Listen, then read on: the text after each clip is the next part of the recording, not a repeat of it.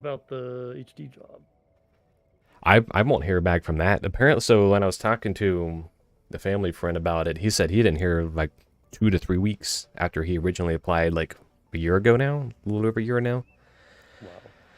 So yeah, it's definitely like long term waiting on these things, and I'm trying to stretch out my work as much as possible because it looks kind of awkward when you're just suddenly back and doing training things, and I want to look at training things. No, no, I I agree. keep like telling myself that I'm gonna do like do what I can to study up on the interview stuff. And I haven't done one of those in a minute because it's a bit. I like doing it. I don't mind doing it when I'm in the office space because then it's actually nice and quieter versus here at the house where it's a little weirder to do. Although it's better to do it at the house, really. I just booted up the game. What's this thing? Here we go. Well, I would imagine that your house is pretty quiet, at least compared to what I understand as quiet. But otherwise, yeah, I should be doing it when in at all times every day, at least a little bit. But still got this book that I'm You should reading be through it doing, again. you should be prioritizing project work. I don't know why you keep putting it off to learn like simple interview coding questions or reading books. Which, while those are very good things to do, the project work should be number one, in my opinion. They look like I get a lot of mixed opinions on all that stuff. So Well, I can tell you somebody in the industry who has it work well for me.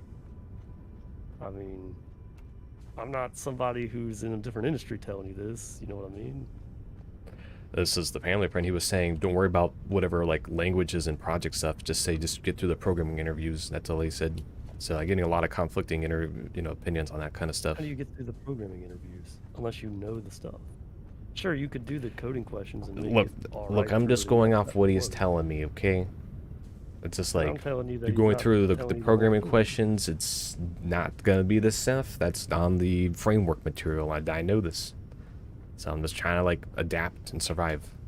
When I did the whole Reviture thing, dude, I had to go through like 30 interviews a day. All right, I've gone through like hundreds of interviews because of that junk. I am fairly familiar with what it takes to get the job. And honestly, half of it, I'd say even 70% of the interview process is just dumb luck. Oh, Because a lot of the times they either won't like how you sound, they're just like, ah, nah, his voice is grating. I couldn't imagine working with someone like that. Or like something mundane, like, oh, well, he seemed pretty good, but I don't know about his background. I had, my manager, I suppose you could call him the tech lead, right? He's telling yeah. me about how somebody came in and he was one of the people who was interviewing this person for the job. And he said that the guy who came in was like a barber. He had never done coding before. He was just a barber, and he wanted to apply for a security job involving like internet security or whatever. All right. And he said that honestly, him and the other few managers were not particularly sold on him purely because his background was just as a barber, even though he had the skills and all that. Huh. Though they didn't end up hiring him, and apparently he ended up being like one of the best people that like they've ever hired. So yeah, background is probably something we're all a little aware of, but I'm just kind of mentioning there are a lot of things that we may think as not terribly important that someone else might see as much more important, and that's really just luck on whether or not you even pass that check, so to speak.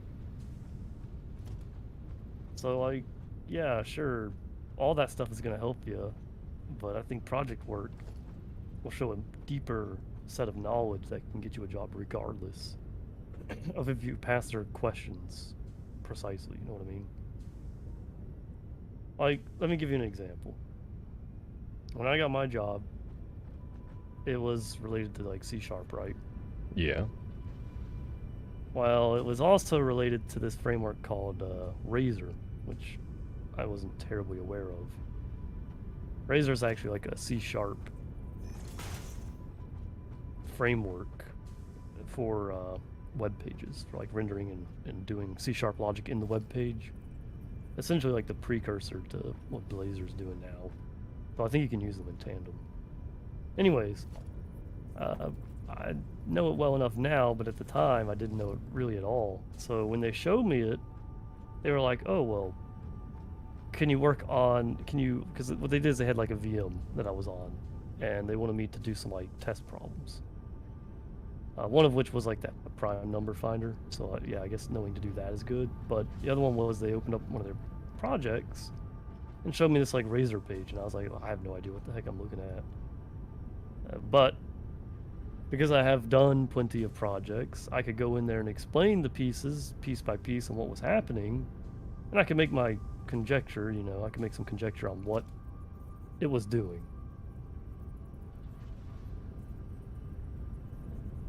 So, I think that ultimately is what helped me get that job.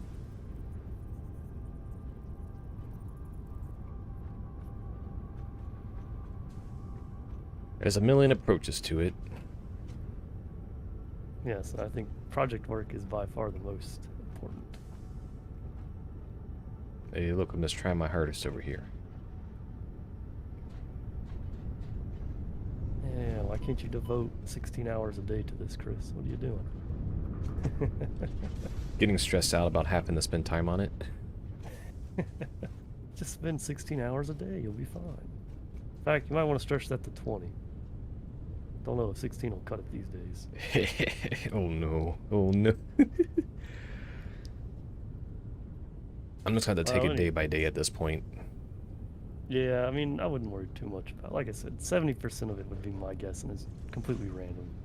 So try as you might, there's a lot of stuff you just can't really prevent from happening. Well, at the same time, I also have a lot of exposure myself, so like I do have a knowledge base I can pull from. That's why I do worry more about like getting through the programming interviews more so than not. I mean, a lot of programming interviews is also, well, not just programming, but any interview is obviously, how much can you wow the guys that's interviewing you? Yeah. You seem like a cool person, you know what I mean? And like, I've always felt pretty confident in my ability to articulate and all that material. So I wouldn't stress too much about it, at least. Oh yeah, we have jetpacks. Yeah, I was trying to I like, don't even know what we were doing. yeah, I was to say it's been like 4 weeks since we've touched this thing. The last thing I remember doing was working on this refinery. I'm like, what in the world were we going on about? And it's like, oh yes, refinery stuff. And I was trying to like the past maybe like 2-3 hours, I've been just trying to like just remember, yes, the refinery thing is currently being worked on, and I must do that next. And here I am. Because the other thing, I was like, I don't want to do anything complex tonight.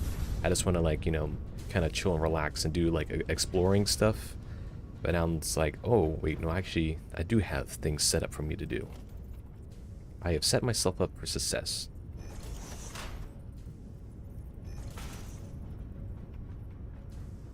Well, that's good. Meanwhile, I'm just wandering around trying to figure out what I was doing next.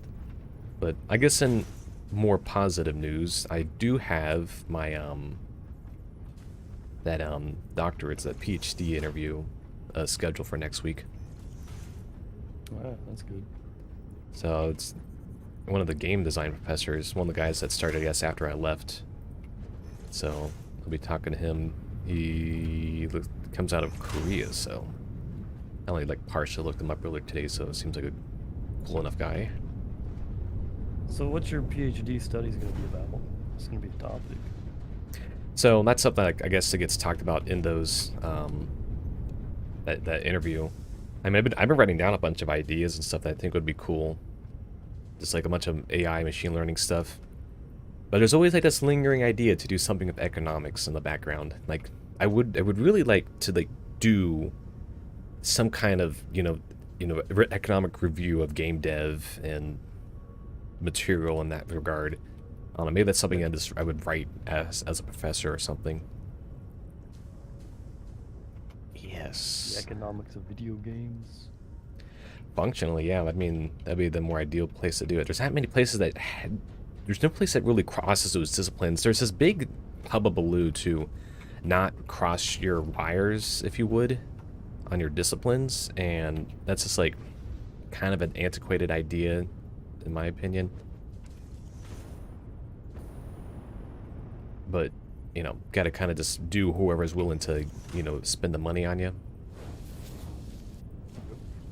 So, yeah. I still got machine learning ideas that would be really cool to go around, go off of, and work with and stuff. So if those work out, then they work out.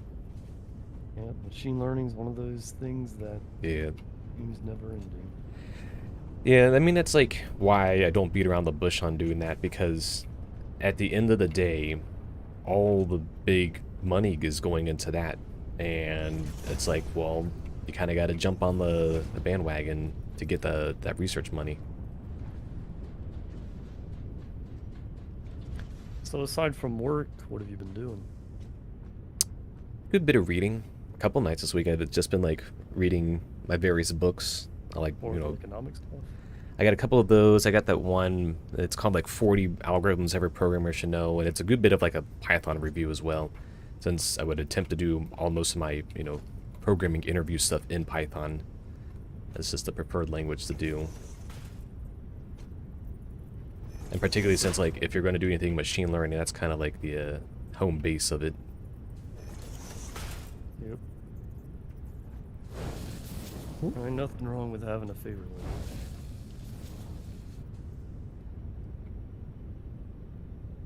Just so long as you're not only stuck to that language. That's why I keep making sure all my, like, leak code things are all done in a multitude of languages.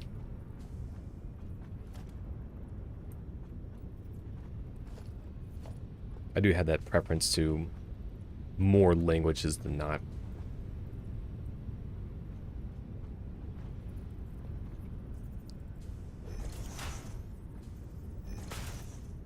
And I forgot how hard it was to keep in mind all the different things you need for this. It's like I'm heading back to the base and I gotta remember all 3 different things that I needed. You're like galaxy brain deployed. That's why I was saying earlier, just the only thing I really want to do is just like chill and you know, not do anything super stressful, like, you know, go out and explore and stuff. What? Is exploring the stressful part? I thought it was being in this massive factory with all these loops. That's what I'm saying, like all the puzzling bits, although that's the stressful parts. Ah, I see.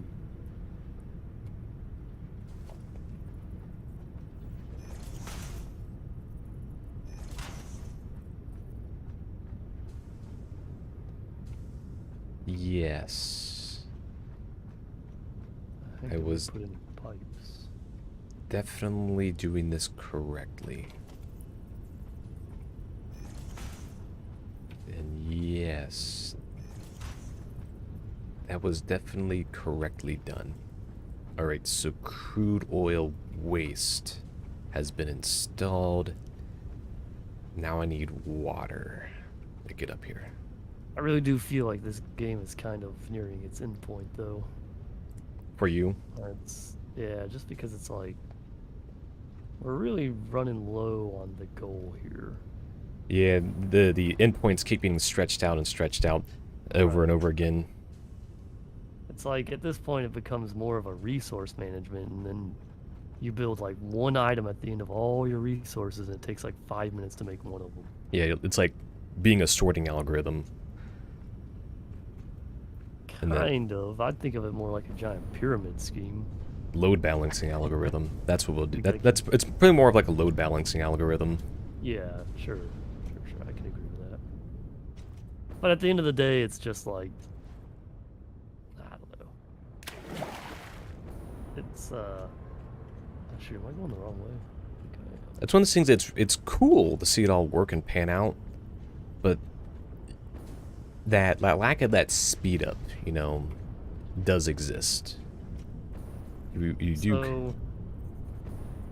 Yeah, I mean, it's like this game just does not really lend itself to completing the content quickly. So yeah, there's a lot of padding and there's a lot of stuff you gotta kind of almost want to like overcome. expedite certain parts of it, you know. It's like, you know, I think it'd be really cool. That's something I was thinking about that would be really cool for this game is if it had like challenge modes or whatever. Like, you've ever played like the Roller Coaster Tycoon games and stuff? How they have like those challenge sections. I've briefly played them, but I would have been too young to remember the challenge stuff.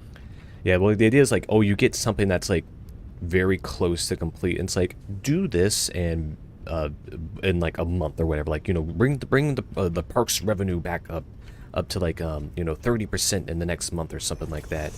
Yeah. And it's like that would be kind of cool for something like this where What's the benefit of that? At least in Roller Coaster Tycoon. yeah, like you could become say like here's something to challenge yourself with instead of doing anything from like a free play from the ground up because that's how the game was built. It's all just free play from the ground up. But it doesn't give you any like benefits or anything. It's just You do get to keep the park challenge. afterwards and keep playing with it. That's like okay. so that's like, that would be like the idea is like if you kind of want to like skip to this working with like the part where you do nuclear power, and then you just get the part where like everything else is unlocked and you get like a prefabricated factory that kind of does some stuff for you already, and you just be able to use those as like starting points and check marks or whatever.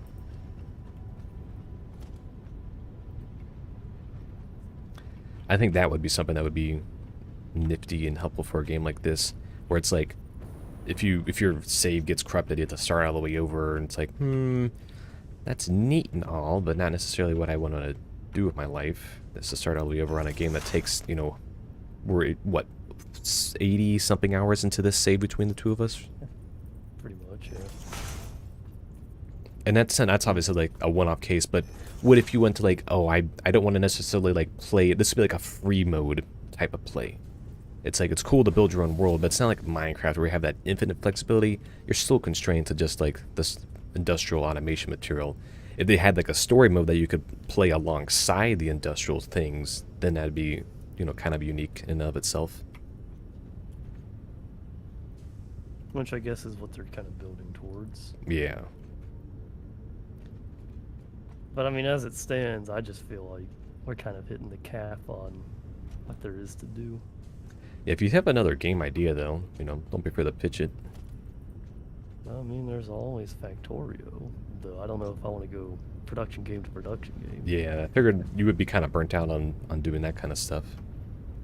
I do enjoy Factorio, though, because, I mean, it is very similar to this game. Obviously, people have always claimed Satisfactory to be the 3D Factorio, so... Which kind of is a compliment, if you think about it.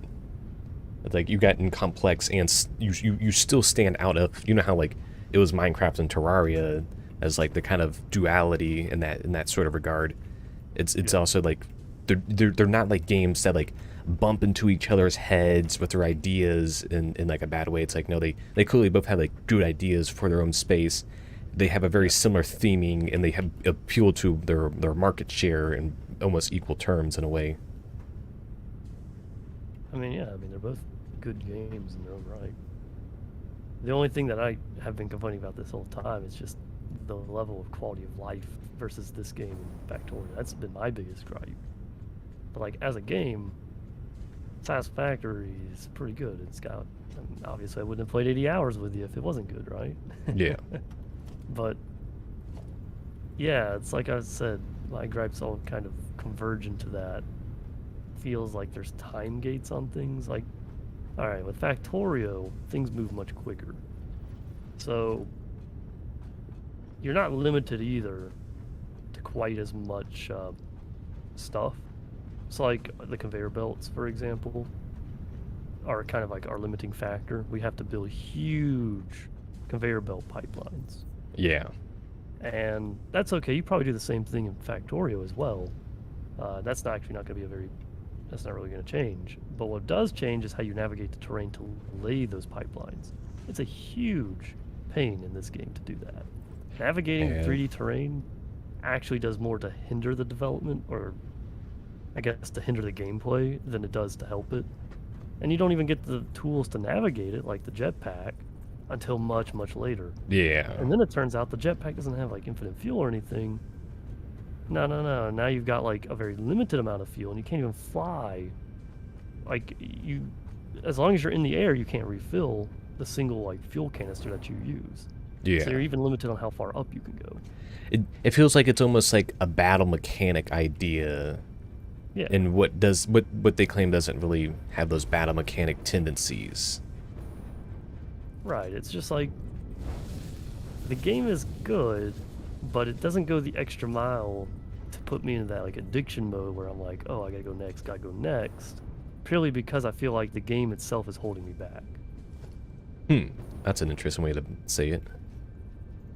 Like It's with just like, Factorio, when I first played it, dude, I got super addicted because this game, like, it just shovels content at you, and I really am impressed by programmer too, because he's done all these like small things, like the fact that you can copy like, quick blueprint things, so you can like copy like a build. I think we can even do that now in Satisfactory. yeah, It's like, that's what they made that blueprint tool for. yeah. And so you can do the same thing, but it's obviously a lot easier to copy something in 2D when all you do is you click and drag, Yeah. versus this game where you've got to copy like a cube. And so it's like you're very quick to like get things up and going in Factorio.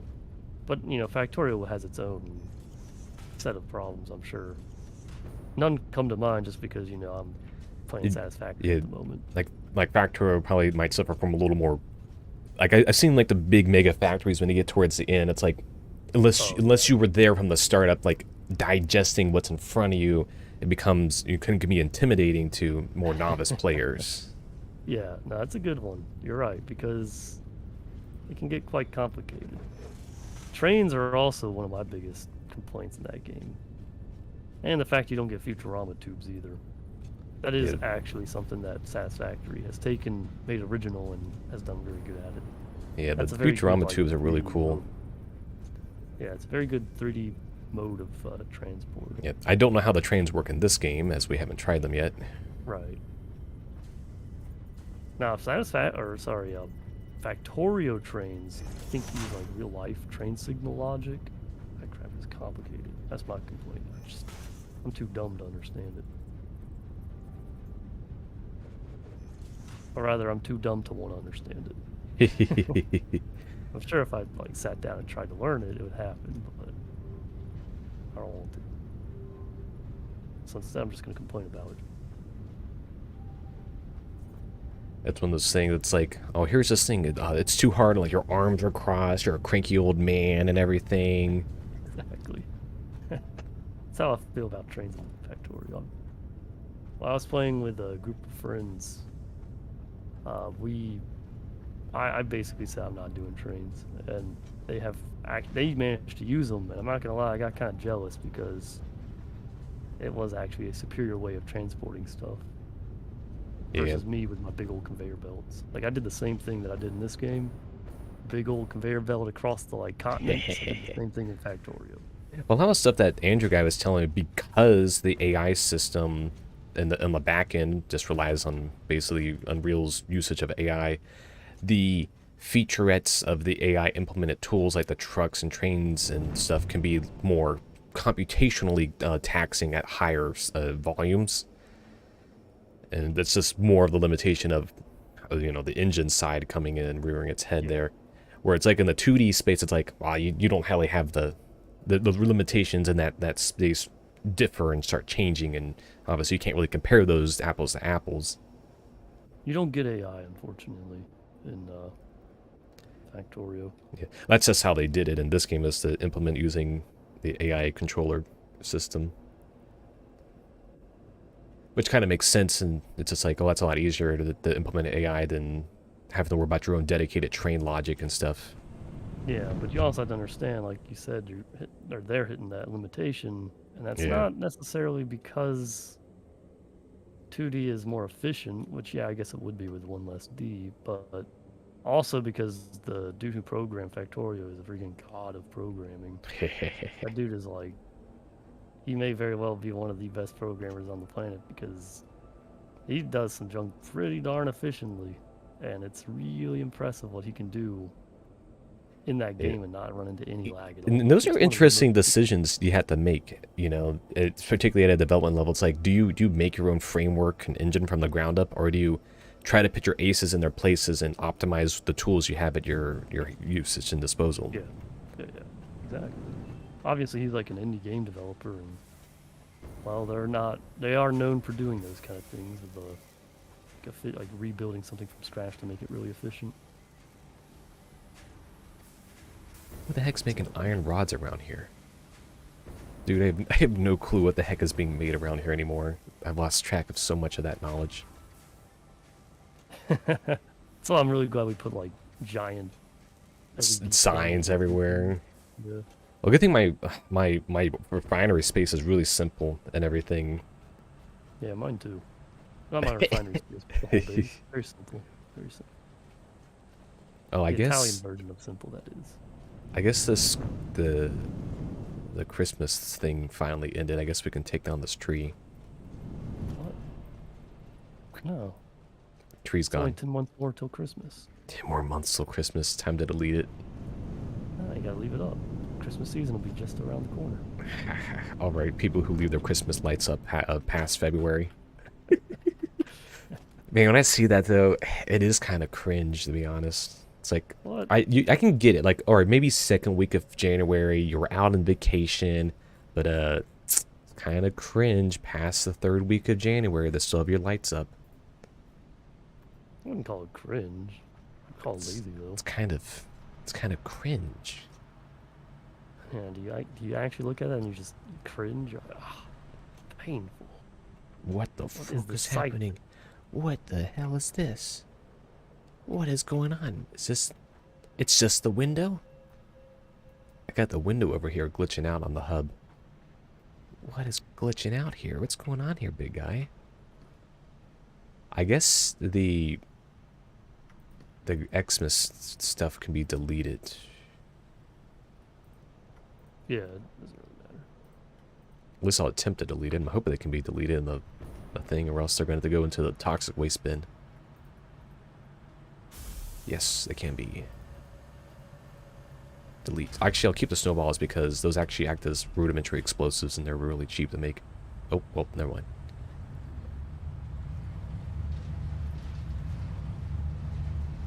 Yep. Nicely deleted, and I'll go ahead and delete the rest of them. Did you hear about the King of the Hill thing? No. Apparently, they're trying to renew King of the Hill for like the 50th time. Oh, Wonder okay. if it'll actually go through this time. I heard at one point they were trying to do it, then canceled it, and then this was like a year ago though. No, you're right. Because I think at the time, we were playing this game and I mentioned it then as well. Oh. But apparently they're doing it again. I don't know.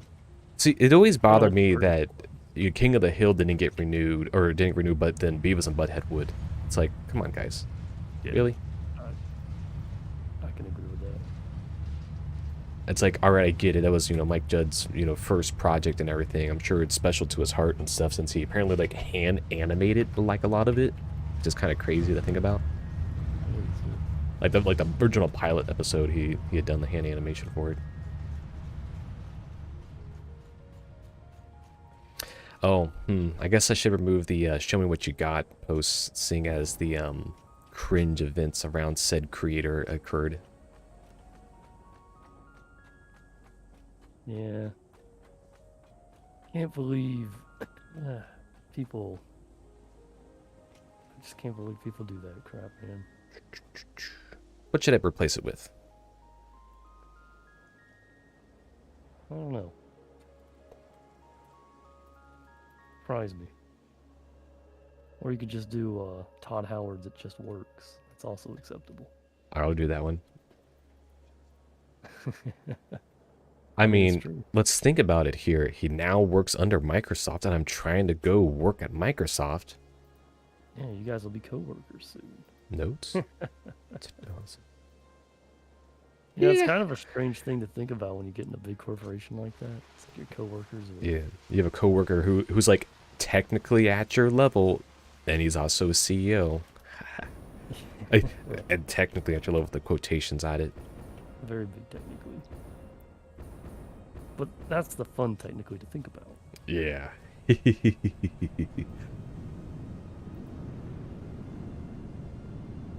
Oh yeah, I needed a hard drive. Okay, so I needed rods. Give me these. And I should go ahead and get some plates while I'm at it.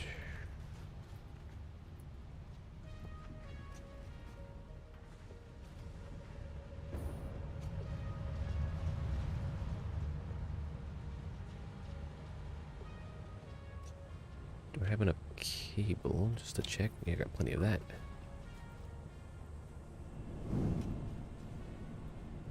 Yeah, I haven't really heard too much beyond that King of the Hill stuff. I know the one that they had pitched a while back.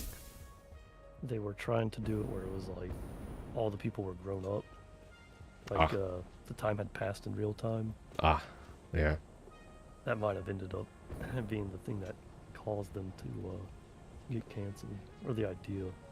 Yeah, I can imagine, like, it's sometimes can be hard for those sort of things. I mean, the way, like, South Park, you know, plays around the idea of it is really cool, I think. Just, like, oh, they just randomly do a time jump and everything, and it's, like, kind of unimportant that they did it, but it's neat that it's, you kind of see that, like, bits and pieces, how they think about the future and stuff. Yeah, right. As the more coherent story, though, obviously that kind of... Yeah. I mean, at the same time, so, like, when you have a show like South Park, it doesn't matter so much, and then, like, Right. something like King of the Hill could benefit from, like, having older characters and everything. So I guess it's all about perspective and, like, what you can do with the material and everything and all that.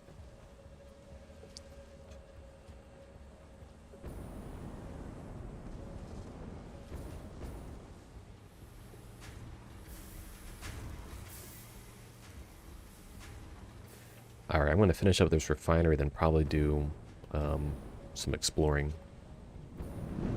That's really just going to... Only want to chill. Yeah, exploring for me is the more chill aspect.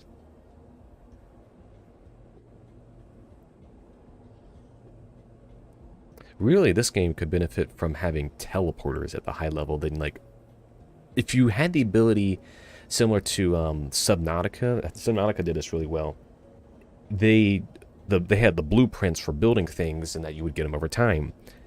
But they had several of the blueprint, like, materials across the map, and they were those fixed and not randomly generated. It still provided to this idea, if you play this file again, well, you would know where the stuff is, and you can go find it. So you can kind of, like, skip to get in the submarine early on, or the, you know, the other sort of, like, materials, because you would know where they were and everything. So you didn't have to, like, hunt down and, like, prepare to go into, like, the survival aspects constantly and be in a endless state of fight for your life. So once you knew where they were, you could go and actually find them. So that was that's a randomly generated map. it was a fixed map. This game's a fixed map as well. No, I'm keenly aware of that. Yeah. So that's something, like, it would be more beneficial if you had that ability to, like, you could go get the blueprints out in the wild, and then you would be able to kind of, like, 1-2 skip a few. Like, the blueprints on the hard drives in this game are just, like, recipe alternatives. But, like, what if I could, like, get early oil or something? Like, you can only get, like, early recipes, because most of the recipes unlock themselves with the next level, like the scanning recipe, like the scanning items. Yep. But you kind of lack that, like, refinery. You only can get it through the milestone material. You can only get pipes through the milestones. There's pretty much nothing that comes to mind right away that you can actually get with the with just, like, finding it out, besides recipes.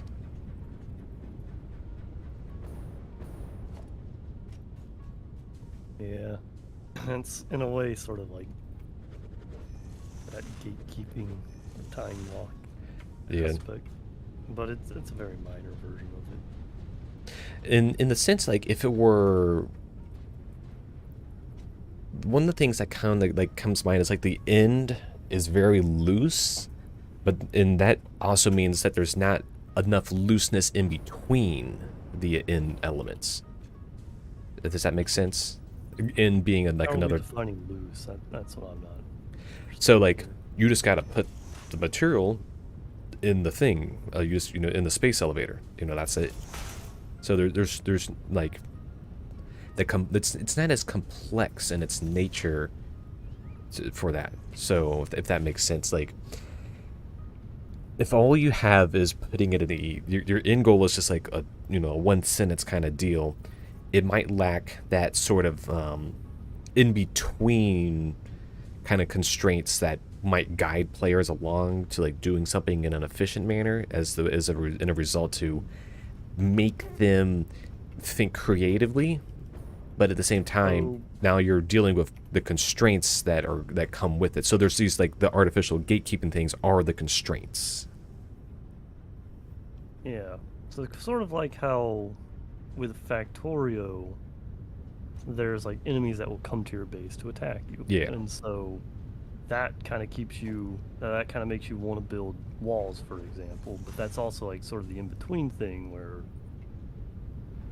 it gives you a interim goal, so to speak. Like, oh, I need to build a wall, right? That's your goal. Yeah. Something of that, kind of along those lines. All right, so I guess the keep kind of on the idea while it's in my head. The goal of the objectives is always build the factory, and there is not much reward in between.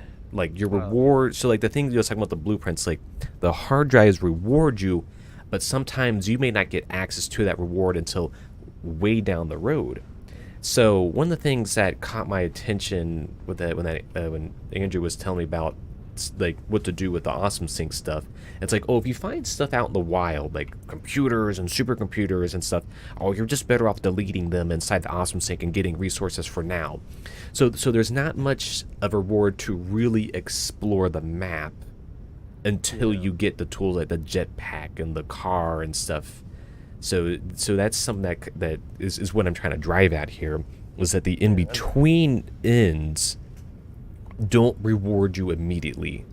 You have to almost like be satisfied later. So it's like you have to make the decision, do you try to save like the high value items near the pods early on, or you try to delete them for immediate utility? So I guess my problem is in understanding that was just that was never a problem for me in this game, purely because you're the one who's been handling all that. yeah. So to me, it doesn't matter what we get out of the hard drive. I'm just going to be doing the same things. And that brings up an interesting point, because the moment you introduce multiplayer to a game like this, that changes up a lot of those things.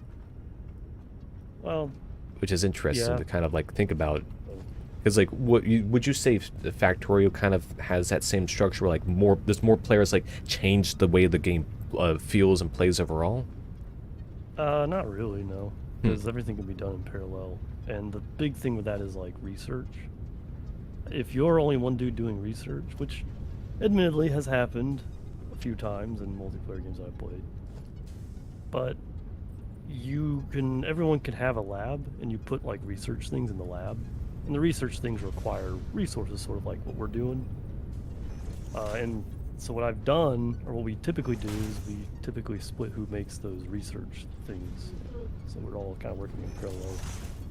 But I suppose it could, depending on how you play, be the same thing. It's like if someone really did handle all the research, then yeah, it'd be the same deal. It's just, in my experience, if I'm the only one doing the research, I'll complain at somebody to do their portion. Because it also takes resources to make it, right? Yeah. And I don't want to use all my resources to make research. There's other things I gotta make, so. It hasn't happened, but it can happen. So yeah, that's something like this game's like, you almost don't want to be stepping on each other's toes because of certain aspects of flow in the game. You're right. If we were doing the same thing, which I don't think Factorio would be different in that regard. Like, you're doing oil, I'm doing, like, fixing up our iron resources. You'd probably do something similar if we were doing Factorio. We wouldn't both be on iron, though there has been times when I've worked with people to do that. It's just that's not the usual setup.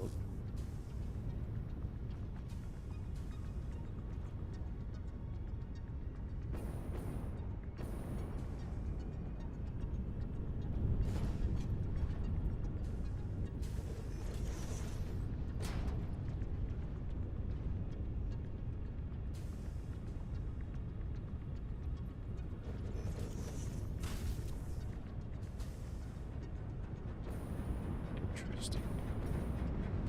Yeah, lack of multiplayer games has kind of been a big ongoing theme. If you had a, do you have an alternative that you would play if the substitute for this on Fridays? I don't really have anything right now. Hmm. With the Saturday night group, I've just been playing Monster Hunter. That's more of a game that's like less that you, at this point anyways, less of a game that you play as the main game and more of like the glue for when you're in between games. Hmm. All right. It's like, oh, we're bored, we just hop in there and play, and if something new comes out, we want to play that, then we switch over to that.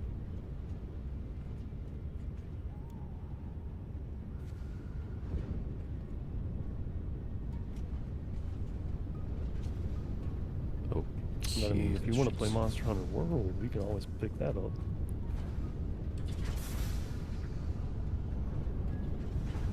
I don't know. I'm on the fence about that. Because, what, I had to do all the story stuff. How long does it take to do all that story stuff? Well, you're seeing the story stuff is like, you gotta get out of the way. But I mean, we're still gonna be playing the game while you do it. So, like, you can play the story missions with me? So, yes, and I will admit, Capcom has really dropped the ball on how we do that. So I cannot join your missions when you have a cutscene. Huh. That's stupid. All the previous games, that was never an issue. In fact, it's hardly an issue in half the missions in multiplayer in the late game. You can go in and you guys all see the cutscene and everyone has to skip and you skip the cutscene. But for some reason, Capcom was like, oh, well, if you have a cutscene in the early game, no one can join you. Huh. So what you have to do is you go in there, you see the cutscene, and then I can join. All right. But we still end up fighting the monster. It's just a real big inconvenience that I can't join you from the very beginning. So it's like you go in there, and typically a cutscene would be like you're seeing the monster for the first time. Yeah. So you'd go into the mission, you would go to the area where the monster appears, and then you get the cutscene, and when that's done, I join in, and I have to walk over there to you. But we can still do every mission multiplayer. The only few that you can't do multiplayer, like at all, are these awful investigation missions. I think there's like 2 of them, maybe 3 of them, that I distinctly remember. And basically, you have to find like marks of monsters. You have to. There's like this this mode where you can go out to the maps. There's like 4 or 5 different maps. You can go out to the maps without any monster in mind to fight, just to like explore. And so you got to explore the maps and find certain like footprints or scratch marks or whatever. You're like investigating what the monster is. Yeah. Those are pretty annoying, but thankfully, at this point, I kind of understand how to game them, and I can always tell you how. You just like go into the map, find one mark in one spot, leave the map, and then go back to the mark, and it will be there, same spot. You can just repeat over and over. At the beginning, I did not understand that, and so some of those investigations would take like an hour to do. Oh, really? Wow, that's annoying. Yeah, it's very annoying, especially if you're in a multiplayer session. It shouldn't be that bad now that I kind of know what to do and I can tell you, but Still. not change the fact that it's a thing.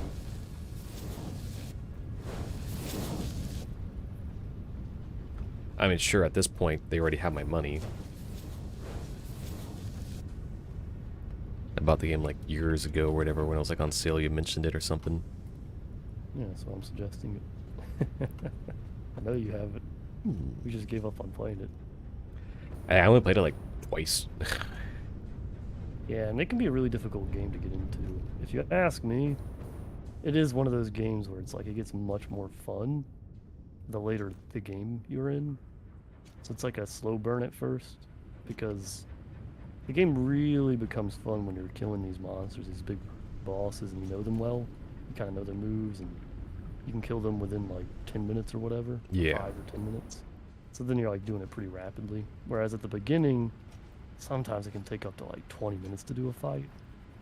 And Wow. some really hard monsters, it can take even up to like 30 minutes. And even then it's like, shoot, you do 2 fights and it's like, wow, it's been an hour? Really? That sucks. But you shouldn't have any issues with that if I'm playing with you.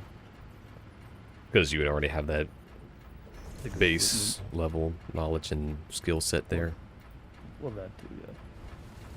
But like, if I'm gonna play low rank with you, I'll probably put on my low rank or high rank equipment, so that way I'm not like absolutely destroying the game balance. But once we get to like master rank, if we get to master rank, that I won't lie, there's a good bit of grind. There's a pretty significant chance we won't even make it there. If I had to guess, it's like you could probably get there within like 30 or 40 hours. But you can still understand that that's a bit of a time sink. Yeah, that's one of those things that's like, that would be like the next year of playing. Oh yeah, yeah, it would be.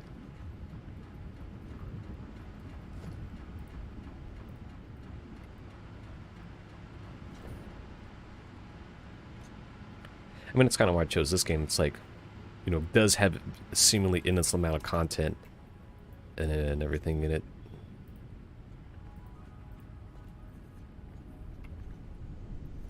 Yeah, and I mean it does well. I just feel like there's no goal. It doesn't satisfy my like collection needs.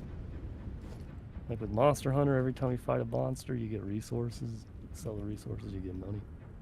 And you know how much I like games where you make money. Money. Yeah, that's why I play that stock market game on my Fidelity. What do you mean it's not a game? What do you mean I've been losing real money? You mean I'm actually a millionaire in real life? How do I access it? I gotta be 70 years old. What? I'll be dead by that time. Mafia needed the money yesterday. Well, yes, that's the idea. What mafia? What mafia are you talking about? Yeah, they call themselves the IRS. That actually reminds me. You know about the egg prices, right? How they've been going up. Yeah, that Amish lottery. So it turns out it's suspected to actually be an egg cartel now. Oh. All the egg manufacturers are literally raising the prices to get profit. Wow. So everyone kept being like, oh, it's the avian flu, you know, they're losing eggs left and right. Then apparently some person sent in I can't remember what the heck they sent in, if it was a lawsuit or something.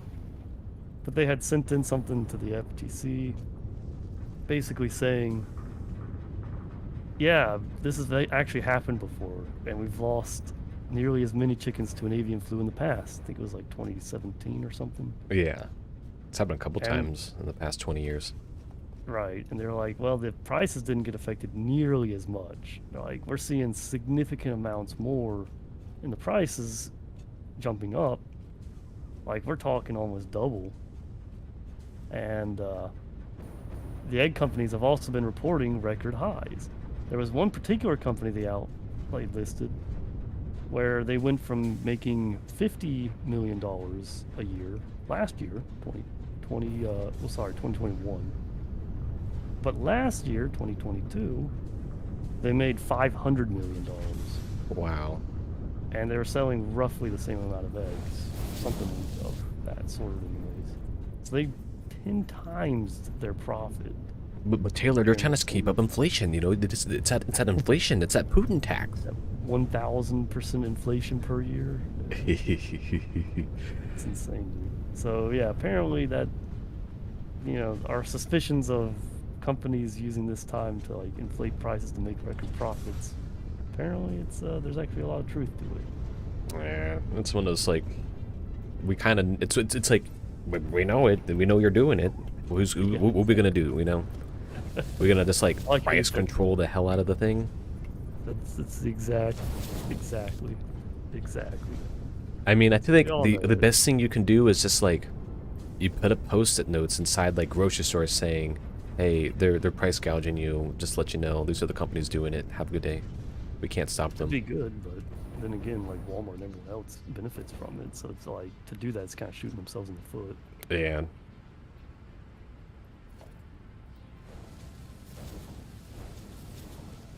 We need to go to like a farmer's market or something. Yeah, support your local market. There, that's probably the better. That's like always the best thing to do is support your local space. Let me go support my local market that's open for 30 minutes on like 3 a.m. on a Sunday. That's always the funniest thing. It's like support your local market. When are they open? Where are they? We don't know.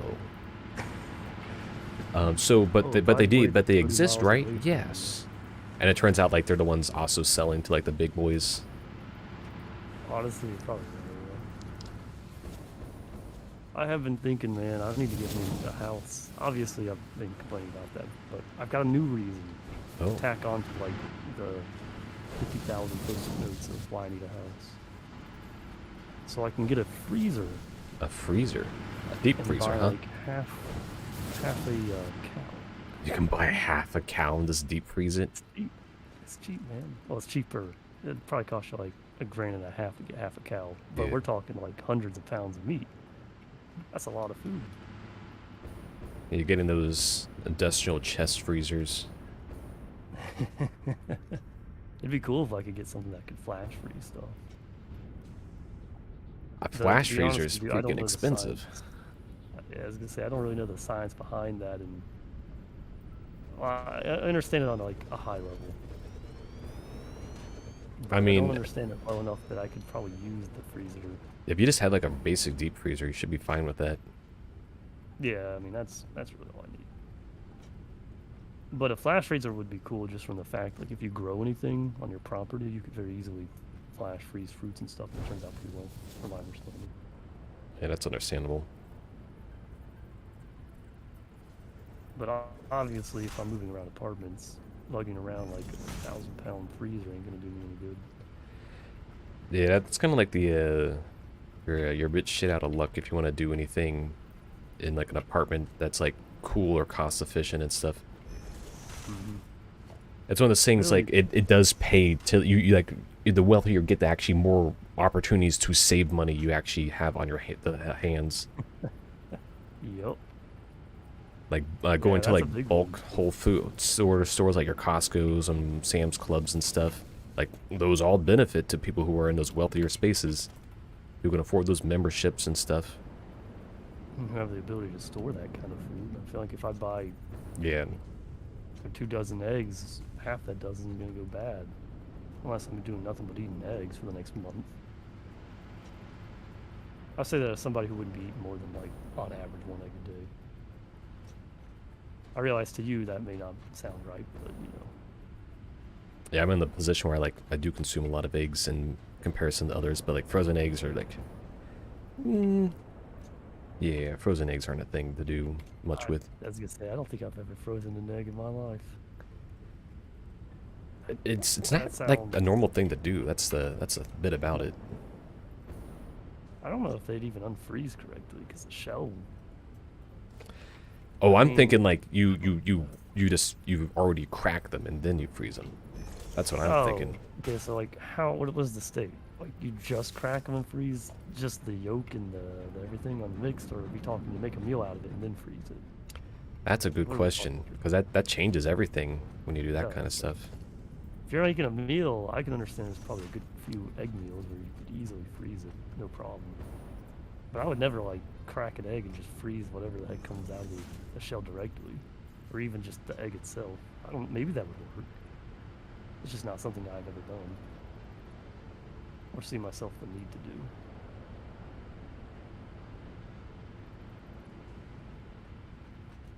But I have been making a good few meals with the intention of freezing them, and that's actually worked out really well lately.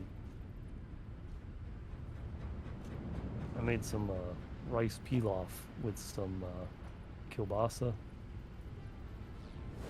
Yeah, rice is one of those things that freezes really nicely. Well, I haven't tried it yet on frozen, but I did notice it got a lot of ice crystals. I might have frozen it when it was a little too warm. Or maybe the rice was too much water in the rice. But I will say that curry freezes it exceptionally well. Like, Really? I've frozen it. I've had it like a month or two later. Like, it's almost exactly what it would be like if you just cooked it. It doesn't really lose any quality. Given I like to cook my things in my curry to be quite soft. So you do longer times on it? Oh yeah, I mean, if I'm making my curries, it'll take me like 3 hours. I told you about that one time I made a big batch, and it took me like 5 or 6 hours the whole time, cleanup included. What? Oh no, rubber got on the plastic line. How the hell did that happen? Oh shit. Oh. It's like sulfur on the quartz line again. What did I do wrong? Is this also plastic? What? Oh, I only have rubber on this line. Oh. That's on me. I thought I had another merger for rubber at some point, but I did not. Well, gonna have to go all the way down. Okay, I guess that is a pretty solid complaint about this game, is that even with smart splitters, just managing the accidental stuff going down the pipeline the wrong way and like clogging up things on the other end, like that's a literal 3 miles probably plus away from my location.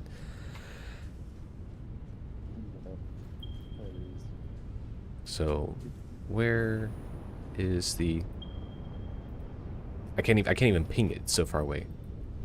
So yeah, like, you know, well over 5,000 meters away. So that there exists over there somewhere a bunch of rubber entering into the plastic section of some kind of, I don't know, rigmarole.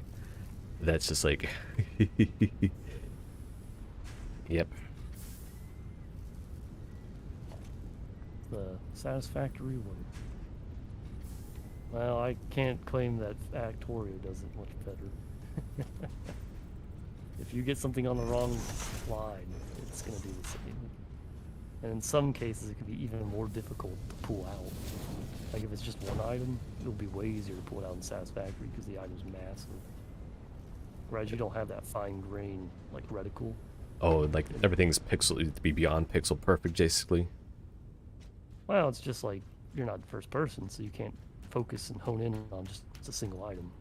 The way you would grab the item is wherever your character's standing, and since your character is like multiple times bigger than an item, you can imagine how well that would turn out. You grab like 4 or 5 different items and you just want one. I thought there was like a pointer in that game that you used.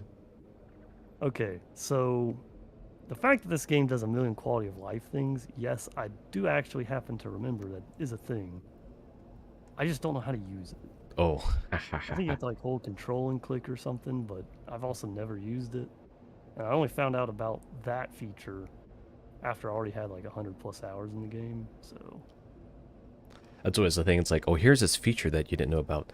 I know like PlanetSide has like a ton of those things. There's all these like tiny little features that they like built in and like haven't been maintenance since the game's released or whatever. And it's like, it works. It doesn't need to be touched, but it's kind of, yep. Like most people don't know, in that game, you can just pull your mouse up on the screen by, you know, hitting a button. But actually, most people early on will probably find out about that button in a very annoying way because the key binding naming convention is unique, to say the least, because there's a lot of options. So people are really likely to hit the default is like left alt to pull up your mouse. So if you're in a firefight and all of a sudden your left mouse is, you hit that left thing because you spam space and you're just like, you know, going at it hard or whatever. You know, if you move it like I did, you might be like moving your mouse on the screen, not doing anything, and just standing in front of your enemies. Yeah, yikes. Oh, I think I know. Alright, well, I figured out where the rubber went. Where the rubber meets the road.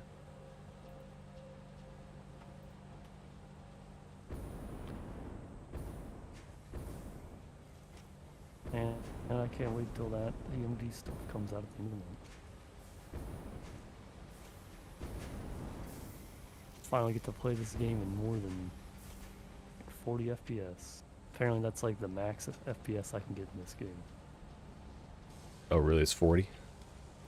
Yep, that's when I'm like not staring at anything. as I get closer and closer to the base, my frames drop further and further down. All because your CPU bottleneck. Yep. Big CPU. And I mean, to be fair, if there was going to be a game that gives me a CPU bottleneck, it could be this one. Huh. I have issues even in like Monster Hunter. I'll be playing Monster Hunter and some monster will use effects, and you would think, oh well, effects, no big deal. Probably GPU side. Probably, I have no idea how they do it. All I know is that my FPS goes down, and it's because of my CPU. Oh They no. happen to correlate at the same time. They maybe So it's just like they hardware must do bound. like some kind of computation that's CPU bound on those effects or something. Yeah, and they could even be doing like half CPU, half GPU. It doesn't really matter. The point is my CPU is ancient, and I can feel it. So I'm in the base, and I actually get 30 FPS. About 33 to 30 FPS. It happened again. Just and at the theory there, I had a conveyor belt here that was going the wrong way in an impossible situation. Like, how the hell does that keep happening? That is a good question. I've only had that happen one time to me. It's happened to me like I think several this is like times the now. third time. I just noticed, like, I was going through all these manufacturers, you know, double checking them, making sure they're working and stuff. I noticed, like, all these lines were backed up of parts because this darn conveyor belt was going the wrong way. It's like, it can't go the other way. It's going into an import on a manufacturer. It can't go the out direction. Actually, that's a great question. How the heck did you hook that up then? It's the same question for all the other times. How did I hook those up, you know? How have they been I wonder hooked? if the game has a serialization issue. It's just loading them in backwards. I don't know why it would choose those specific ones though. That would be interesting. Like, it just has like there's like an off chance that there's an error for when it tries to load things in. Yeah, that'd be something. I don't think that's an issue though, for what it's worth. It's one of those things. It's probably like some other system on the back end that just has been causing that issue, and it just leaks over or something. But maybe it does it for more recently built conveyors. Maybe that's the thing. I can at least say for sure that we had that one error with sulfur being on the course line. That was like straight up an error. There was no doubt in my mind about that. I wonder how that one actually occurred. Or maybe it was just like it got shifted to the same position or something. Yeah, who knows? The one off chance that maybe it had like the same ID number or something. I would hope their code's clean enough they wouldn't have ID overlaps, but it could be that whatever like algorithm they use to make their graphs just kind of crapped out there. Yeah, maybe there's just like one of these. It's one of those things like, oh, it works perfectly, except for these 1 in a million chances that actually occur more frequently than not. Right. Program our way though.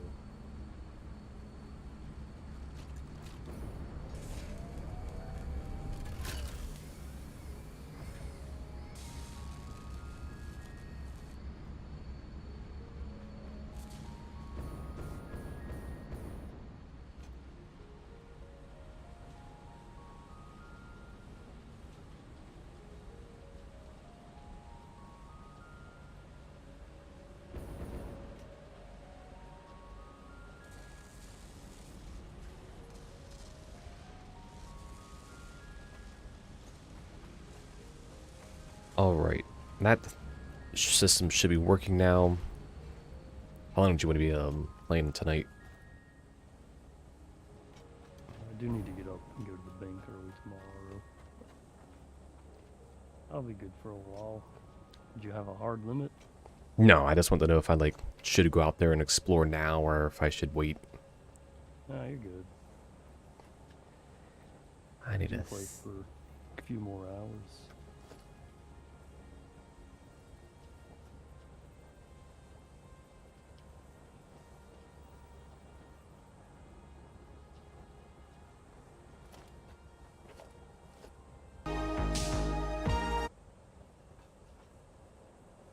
It still doesn't show you on my compass.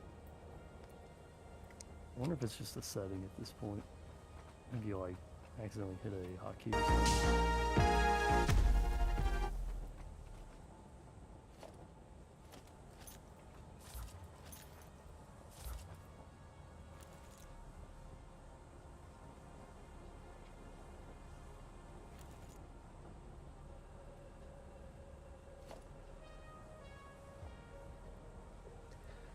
Let's see. Let's see. If I was going out in the wild, what would I want? Probably lots of fuel. I got some chainsaw.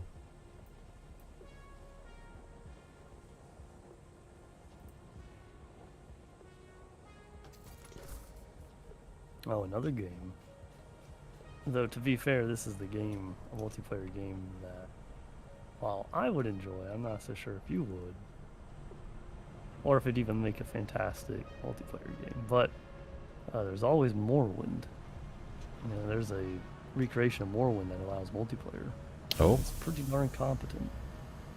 Of all the Elder Scrolls Online things, it's not like the MMO. It's by far the best multiplayer implementation. Huh. I mean, it's I would actually want to be. I mean, if is it like you have to like, should I play through Morrowind first, or No. I've only ever played a few minutes of it. Morrowind is obviously it's one of the better games of like just going out and exploring on your own. Yeah. Like doing things. Not necessarily if it's multiplayer, not necessarily on your own, but the storyline, I feel it gets enhanced if you play it in multiplayer. Really? Because that game is really, sometimes the directions aren't really great. So having more eyes and finding out where you gotta go is very helpful. Because remember, that's before the days of like map markers, and before like the days of individual quests being put on your map. Well, if you think that would be a good game to play, I wouldn't mind looking into it. Yeah, I mean it's a good one in my opinion. I mean, it's one of the ones I haven't played. Wise. You not played any of it? No, I've only ever I played a few minutes of it, and it's like, oh, I'll come back to this later, and never did. Kind of games. That's been my experience with it. It probably would be easier to get into it in the multiplayer section, just because you know it's a lot easier to know what you're doing when you've got some other people to help you. Yeah.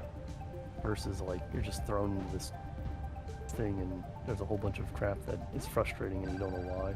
But there's Like, also something about playing like a big Elder Scrolls game these days, like just don't have the darn time for it. But you know, on a Friday with somebody else, it's like I put forward the idea of doing the more social aspecting rather than like a single player material. Yeah, right. Which is why I would really love to see like Skyrim multiplayer be really good, but Yeah. unfortunately all Skyrim and Oblivion multiplayers are Poop. Or there's something weird about them. yeah, they're really hacky. All of them are very hacky. Again, the multiplayer one's only good. Like they used to do the hacky junk with the Morrowind multiplayer too, but then OpenMW came about, and you know what OpenMW is, right? I think you've told me about it. Like what was it? The modding the tool or something that made it different? Not quite. So basically, a bunch of people who really like Morrowind had the brilliant idea of literally recreating the whole game from the ground up in Scratch. Hence, OpenMW standing for Open Morrowind. It's open source code for Morrowind. Ah. But because it's recreated from scratch, it's not illegal or anything. They didn't like decompile it or anything of that sort. They remade it, whole engine and all. Yeah, proper black box. Just like that the Ocarina of Time recreation. Yeah, I suspect they've been doing stuff like that too. I know for a fact there's you might have even sent me one of his videos where there's some dude like a Yoshi icon on YouTube who recreated all of Super Mario Oh, the 64. K's. Yeah, that's the guy. Yeah, I only know of him because Simple Flimps, knows him and shouts out a lot to him on his stuff, and so that's how like his stuff ends up on my feed is because of Simple Flips. Yeah. But anyways, it's the same idea with all those, so you're right. Same deal. And so the fact that it's like a whole new implementation, they have full open source access. Somebody created a fork of it and made multiplayer. So it's like it's proper multiplayer. I wonder when the last time they updated it though. Because last time I haven't updated since I was in college. That's always a fun thing. It's like, oh, we haven't updated this thing in over 30 years. It's like, Oh, here we go. They updated it 9 months ago and they added VR support. Because again, it's open source, so somebody took it and they made VR, and I guess he merged their fork into his multiplayer fork. One guy's Shoot, I playing don't in know. VR, one guy is just like playing on his mobile phone. The crazy world we live in these days where it's just like platform no longer matters like it used to. Platform never mattered. Let's be real. It's like the multiplayer section platforming was all about making sure other people weren't, or other people had your system. It's like ultimately the things that are going in between the systems, the platforms, is platform agnostic anyways. Just a bunch of bytes. Any computer can read bytes. It's all that stuff in between. Yep. Oh. Alright, I'm gonna go out and explore. Do it. Hopefully I find some good hard drives.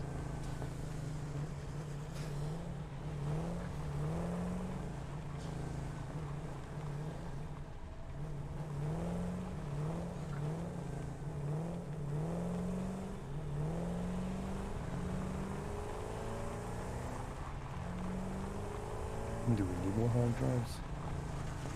You could never have enough hard drives. That's really just my excuse to not do more important things. This game has built-in procrastination. Don't we need those engines or whatever in the top right? Yeah, those are working. That's why they fixed up. Ah, okay. Well, I made our steel really good again for the 30th time. About to We've say got it's like so I much feel like I've steel. heard this line before. Yeah, but you know, I've gotten it so good. We've got like 3 tier 4 conveyor belts completely filled with iron or steel, excuse me. So, yeah, we're doing good. Maxed out, in fact. I have no clue how I'm gonna get this guy back up the hill. Oh wait, are you still over here? Oh, you are.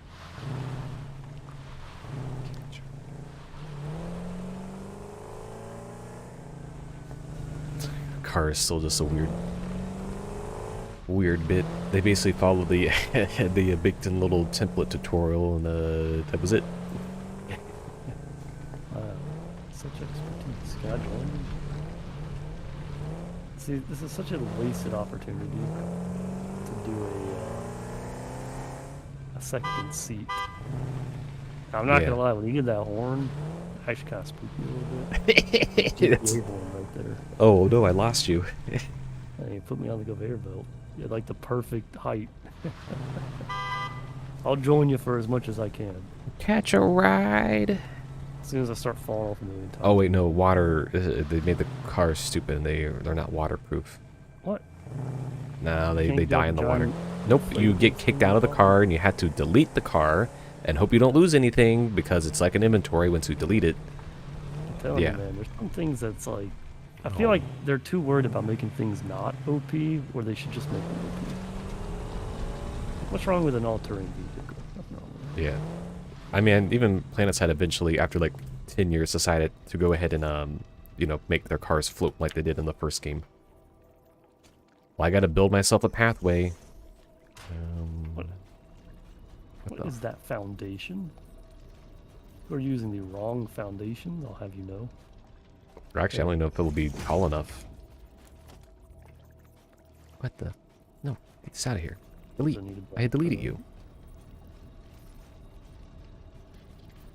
Oh, you can't put it in the water at all. Yeah, if it like gets like basically the wheels, if they get like too deep in the water, it just kicks you out. I had too many frustrations with that. But the engine's like above the wheels. Look, that didn't make it okay. All I'm saying is I feel like there's something that's not really adding up here. You want to take the wheel and accidentally delete it? Hold up, don't leave me behind. Catch a ride. At least they did the anchoring, when it's like it anchors me to it. Yeah, the parent-child system. That's something PlanetSide doesn't have. There's no proper parent-child system in that game. Very few games have. Oh, we're about to lose that. Oh, got lucky there. We're fine. No big deal. There's a hard drive. Does a scanner see that? Oh, this is the perfect opportunity to use the scanner. I can't use the scanner while in the driver's seat. Do you have the scanner on you? Shame, I have no way to do it. Oops. I had to give you the scanner. Yes, so take my scanner. I need an actual item. Yes, there it is. And it has a hard drive scanner on it.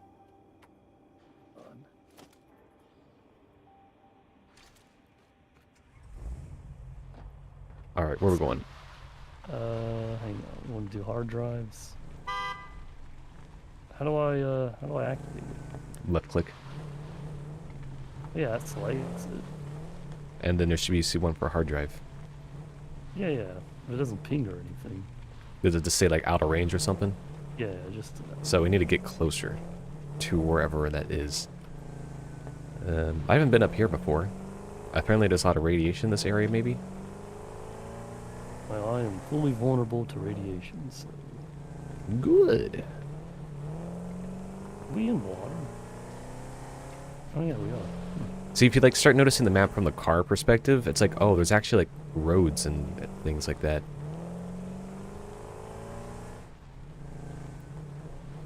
That's probably not a coincidence. Yeah, you definitely when you start driving around the car, you definitely start finding like the places where like, oh, water doesn't actually exist here. And all of a sudden your car will be stuck in like a ravine, just like you can't do anything because you have to delete it. And then you get chased by a giant spider guy, and he's like, I'm gonna kill you. And there's like no water to actually like deter them. What's the pinging button again? And the object scanner, it's just supposed to be like when you get closer how to it. the object scanner, the regular one? Oh, V. Okay.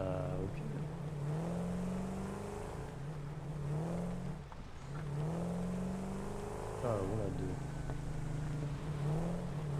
do? It's still out of range. I haven't seen anything yet. Really? That's surprising. Tension. Well, we're getting some nice map exposure. Hey, no power slugs either. I don't know if I believe that. If you see a power slug, let me know. I'll walk right up to it and scan it. Yeah, those things have a pretty decent range. Try to do like a berry or a nut or something. Alright, barrel nut. It says out of range, mushroom out of range, and nut. Oh, hope this isn't deep enough. Okay, looks like we're good. Yeah, I don't know if I believe that.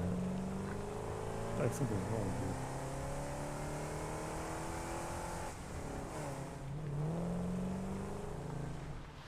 Oh, that's definitely too deep. Yeah, I would not go there.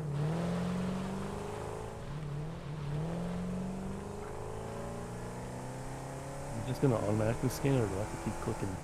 I believe it's supposed to... Oh wait, hold up. Look, something showed up in the power slug. And for the hard, no, hard drive says that. Yeah, when you swap slug's to it, right? it will give you like a signal. Okay, that's loading. It's loading. Okay, yeah, we're going towards it. A little bit straight ahead. Keep going, keep going. No, wait, now it's a little more to the right. Yeah, a little more to the right. I bet it's in the middle of all of this. I think it is. Oh, actually, yeah, it's right there, now. actually. Oh. Can you see it? I cannot. You can see the yellow. He's a yellow guy. Oh, yeah, I can see it. You're right. Shoot. Oh, well. At least now I know how it works. Mark him on the map or something. Let's see how do I do that. It's over there or whatever. There you go.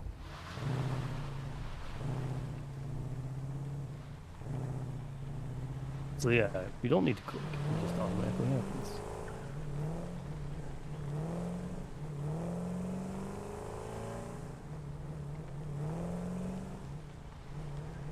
Alright, any hard drives? I'll let you know if there was. Oh, I didn't know if you were still scanning for slugs or not. Well, I'm scanning for both of them apparently. I had it on the hard drive mode when the slug just popped up.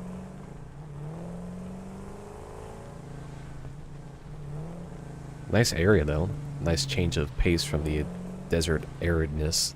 I'm telling you, man, we chose like the worst possible. Look, I never worked in that area before. I hadn't seen it, and I was curious. It's like, as we, like, wow, this place looks amazing. It's like, yeah. We got some lumps of sand back in. I get one little rock and you get stopped by. I kind of hate it when like games, particularly with vehicles, like, oh, one little rock stops your entire car. It's like, that's really annoying. Yeah. Cars don't work like that. I'm not gonna lie, that's how my physics works in my game. One pixel, like you're like a giant block, and it's like, nope, one little pixel on a rock, you're done. Physics is surprisingly difficult to do, man. And it's like, if you want to code in those like soft collisions, where it's like you can go around them as if it was a rounded square, so you have to do the math for that. Yeah, that's why you don't see much in the way of soft body, particularly in soft body in real time. Only like car games will do anything kind of like with soft bodies, like real sophisticated ones. Oh no, that's gonna be too deep. Oh no, you're going straight into the ocean. I can't believe there's like no hard drive around. Does this thing need charge at all? No. I mean, we're getting some good map exploration. Oh, Yeah. we're coming close to the desert. Ooh, we're coming close to my home turf. Oh yeah, we're on the other side of the map. Yeah, that stuff over there is where I built my base. You probably recognize it from my things I've shown you. A little bit. So like my old refinery and like my game is over here. Does that mean there's still oil over here? Yes. Nice. That's definitely too deep, man. Oh, okay, wow. Getting lucky, yeah, that's for sure.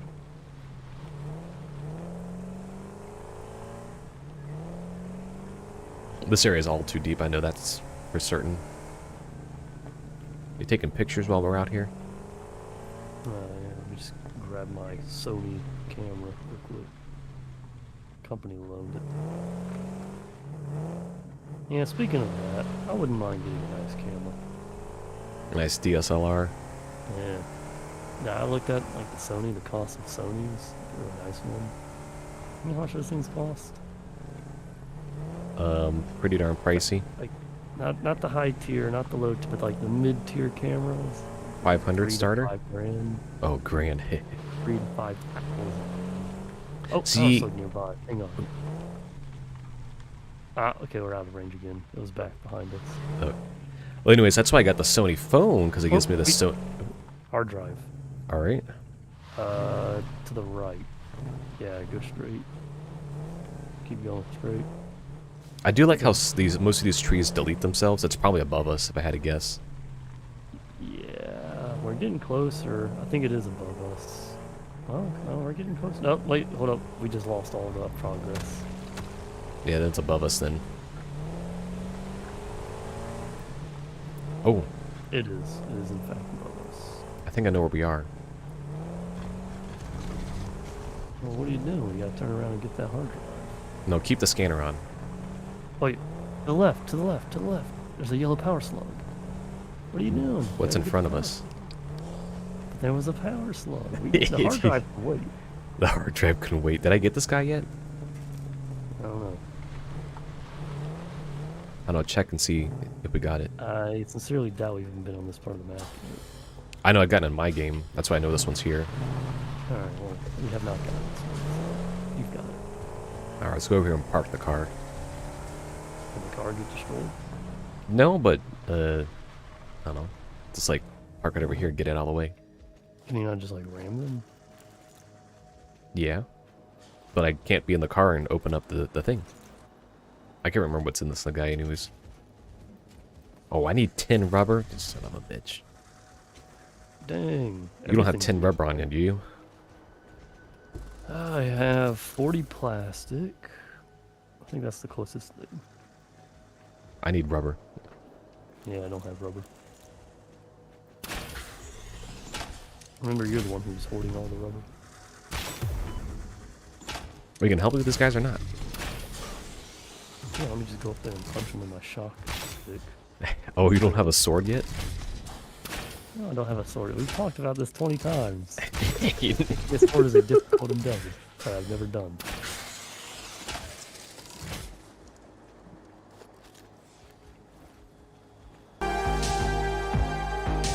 Yeah, go blast through.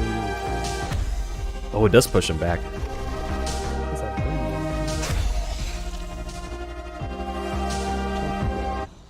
Alright, it's really loud. Alright, well, while you're doing that, I'm gonna get this power slug. Alright. I got my beat stick and I'm coming for you. Why the heck can't I do that?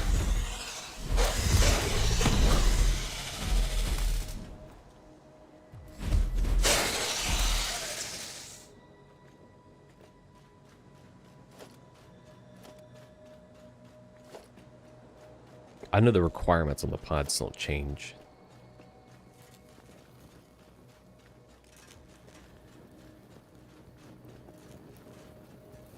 At least there's that then.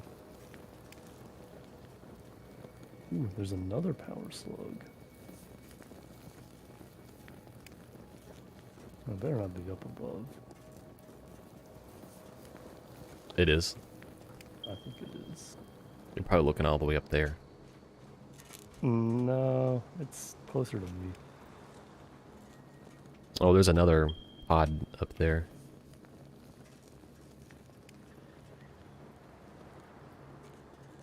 Odd?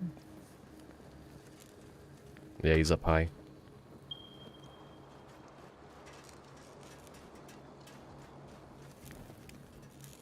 Yeah, it is way up above, which is too much of a pain to get. I'm coming back.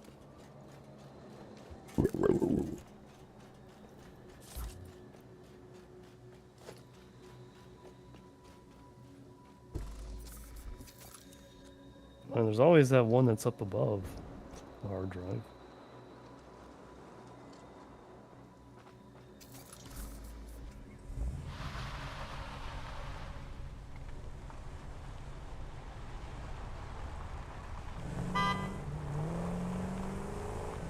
Get out the way. Move! You crazy kids! They jumped in front of me. Oh, I know there's a hard drive around here. There's also a power slug. There's a hard drive. Well, we're out of range now. It's closer to our left.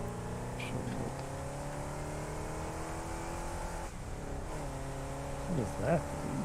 It's a giant sunflower. Hasn't bloomed yet.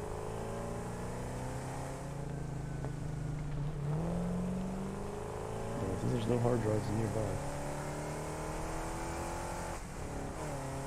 Ooh, more power slug. Oh, no, wait. Yeah, keep going straight. Yeah, there's one. And there's another one on top of the rocks. Yeah, there's a purple guy up there.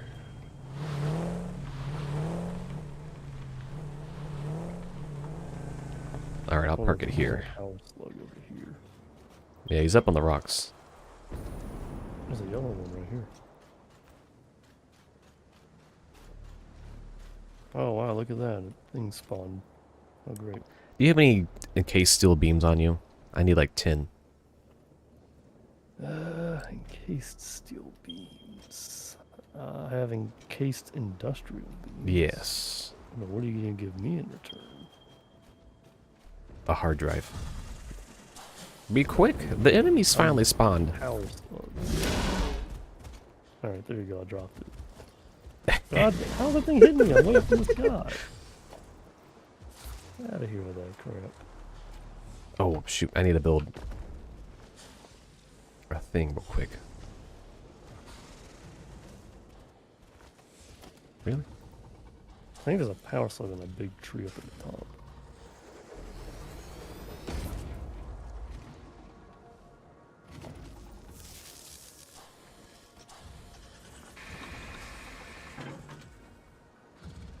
Oh, there's a yellow power slug. Didn't you say it was a purple one? He's up on the rocks up high. It's up high. I see a yellow one. I think that's which one the scanner is looking at too. Oh crap. Oh, I'm so dead. I died. Oh, what'd you die on the from? rocks. Oh, you fell down? I fell down. That's a shame. I had a bunch of good stuff on it. Alright, I'll get it. You can probably leave most of it, to be honest. Yeah, now that I think about it, I probably only can get like a quarter of it. I'll just grab a bunch of junk. A lot of it's just resources I can get back here. The biggest pain to lose is my jetpack.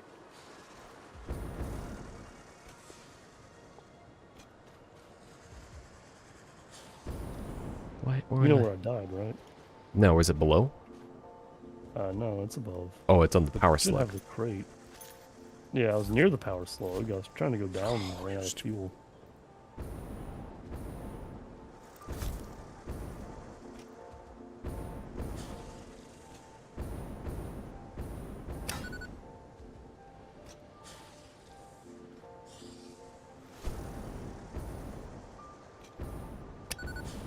What? Oh, this game doesn't put it even more close to where it was. Make sure you grab the power slug at least.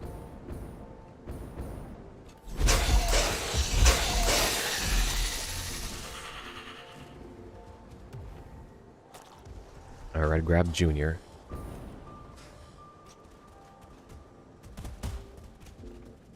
Crate? Where's this crate?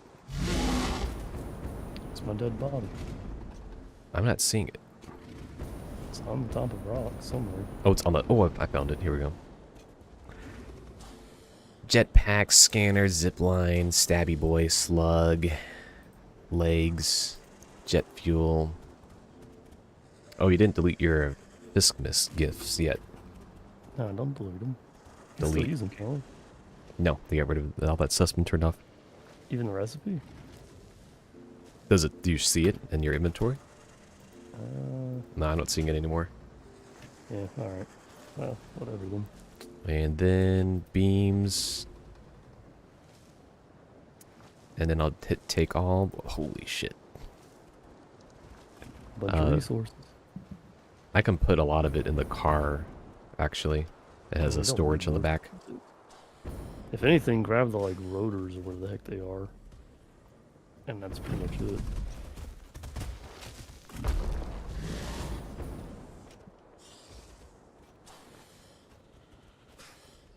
Well, I do have, like, you don't need the advanced plates or anything, you can just delete those. Or any like steel beams or whatever. We make many of those at the base, it's not really a problem. Would have been good to get the rotor, but I see you've already left. I have to watch the stream now to see what's going on. Chainsaw. Guess I'm gonna put this guy back on. Put this in here, put this here. How the heck I end up with your grass? What the hell? I don't need grass. Get rid of Had that. grass? Yeah, you get a bunch of Oh, grass on you. Oh no! When I run over trees and stuff, I pick up the grass because that's that how they. explains it. It's basically the explorers also act as a lawnmower.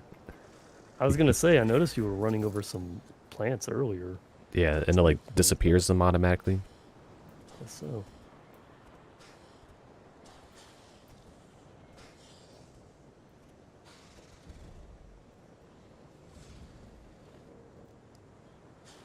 What Yeah, it's kind of a else? shame that this multiplayer Morrowind hasn't been updated as much as I wish it was. Oh, it has been touched in a minute. Yeah, so here's the thing. It's really competently done. However, unfortunately, my favorite part of Morrowind is not implemented. Oh, The main game and the main storyline is implemented, the whole main continent, but the DLC's not. oh, Because back in those days, it was sort of like the DLC came out like a few months later or whatever, and that was all the time it takes for like technology to increase. So they started doing more advanced things in the DLC. ah, Things like less static environment, which this is an old 2002 game, so static environment was like the only way to go. yeah. So unfortunately, those kind of things are a little difficult for them to program, and I'm guessing. I don't know if they ever got to it. Like I said, the last time I played it was back in college, and that was a few years. Alright, I managed to get the rest of the stuff out of your chest. Oh, At the you went back sacrifice there? of a few leaves. I mean, the only important thing in there was like those. We already grabbed them the first round.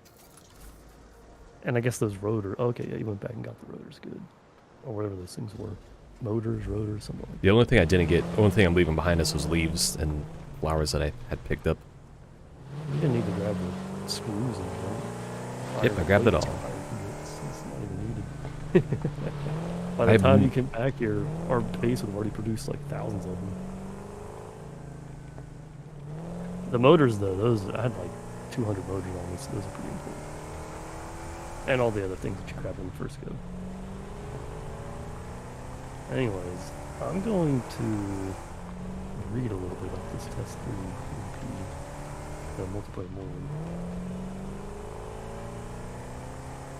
I just want to see if they did get to any of the DLCs. Because if they did, I really do like the Tribunal DLC.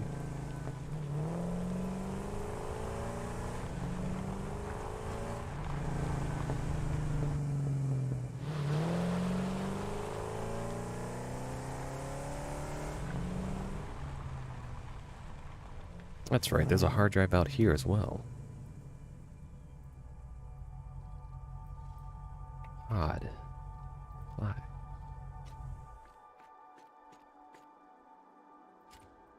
Crystal oscillators and power. I have those.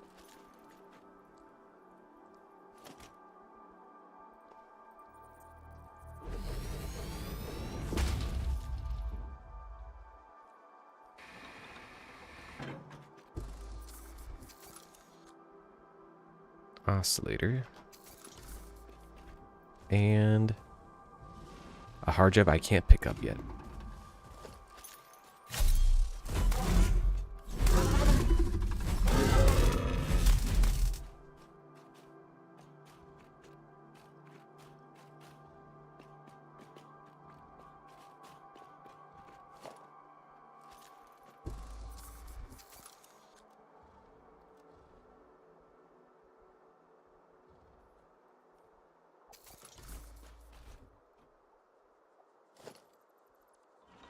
Oh, also, one thing to note, it is only like one dude who is making the multiplayer mod. Or Wow. the multiplayer fork. It's not really a mod.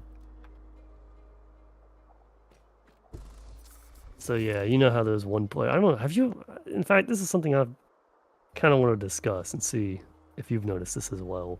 But is it just me, or is it that anytime there's like one open source anything, there's only one dude doing it, it's like, it just...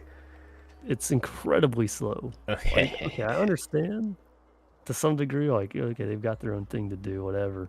But it's like, it's always really slow and then just straight up abandoned. Yep, I notice that all the time with these kind of things. Okay, so you're seeing it too, then. Yep. It's a shame, man. Because these people, they come up with some really cool stuff, but then... Yeah, I've seen it a lot for like the Fallout mods and stuff. I know there was like a... Oh, yeah. Well, there was 2 Fallout 4 mods. It was like a New Vegas port mod, and like there was another one that people were making. I can't remember what it was called, but the thing about it involved like Miami or something like that. They were making. I remember they were like, people were like, now it's back like 2018. Never heard any of it since. And it's just like, let's be honest here. It's gonna be 2 guys.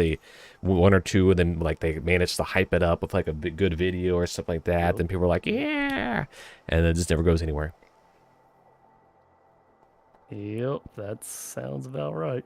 In fact, 2018 happens to be the last time this multiplayer mod also got a big update. So, something happened at that time, man. Yeah, 2018, 2019 is like modding communities died or something. Really bizarre. Yeah, was there like some special game that just brought all the modders away? They all were just like, let's play this game instead of modding. Probably battle royales like Fortnite and stuff that like basically became mod creations in of themselves. Shoot, wait a second. When did Fortnite come out? It was like early access in like 2015 or something, or maybe it was later, like 2016. But like that was like when it was a different game style. Yeah, we're not talking about that Fortnite. I am aware of that Fortnite because when I was younger, I remember looking at like the original Fortnite. I was like, dude, I can't wait to play that game. That game sounds cool because this is gonna be like a base building zombie survival game. Yeah. And then the actual battle royale battle royales became popular with DayZ and World War Z. H1Z1. Yeah, that was H1Z1, not World War Z. So like, you know, all those started coming out, and then battle royales kicked off, and I guess Unreal, or whoever the company is behind Epic. Unreal, Epic, was like, hey, there's money in that. Yep. And then Fortnite battle royale came out, and yeah, that's not something I'm even interested in. So yeah, because the thing with the original version of what Fortnite was gonna be was it was gonna be like 7 Days to Die. You know 7 Days to Die, right? Kind of. I've only ever heard you talk about it and seen very few gameplay bits of it. I thought you've actually played that game before. No. Wow. Okay. Huh. I only know of it looks mostly like through garbage. you. I'm not gonna lie. Oh, hey. But it's pretty neat. It's a pretty neat game. I enjoy it. I don't know if I'd want to play it now, because I really do feel like it kind of got dated. It's one of those indie games where they started inventing, like, right around that time where voxel terrain was kind of big. Yeah. Like, that idea of doing a survival where you could modify the terrain was, like, mind-blowing. Obviously, to the degree where it wasn't everything, or where everything was not blocks, like Minecraft. Yeah. So the idea of being able to modify terrain that wasn't just blocks was mind-blowing, and it came right around that time. And so, at the time, yeah, it was a pretty fun game. In fact, I still think it is a decent game, but I've played enough of it where I think I've probably played enough for like a lifetime. They also started implementing this like horde stuff when I last played. Oh, I don't even know how many years ago, but it was quite a few years ago. And it really ruined the game. Oh, that's the worst. Yeah. Basically, these zombies would just pop in, they would just destroy your base and kill you. And I remember killing me. I'm being killed by poison over here. What the fuck is killing me? Radiation? No, I'm not near any of that. How am I dying from poison every 5 seconds? This is the area I need the toxic mask and everything. Or the... I was seeing this the stream, and you hit the tedious little slagmite or whatever poking out of the water. It just completely killed your momentum. Just all of it gone. I do know the hard drive. There's a couple hard drives on this side of the map that actually like play together really well. Okay, you see that bog's pretty cool. Yeah, they definitely did some graphical updates recently, because like those pods were looking different, and they're looking much sharper. This map over here part is looking much cleaner, but you can still see like there's chunks of the map like I clearly have gone through, but I don't even have the most basic thing for it. Like I don't even have like the map parts in between. It's like this is an area you're supposed to go climbing above. I barely know my way around this side of the map. Oh, there's another pod over here. I think I can get this guy. Why is there a big like, blank spot between where you're at and the next nearest area? Yeah, that's what I was just talking about. Oh, really? Okay. It's like, it's really kind of annoying.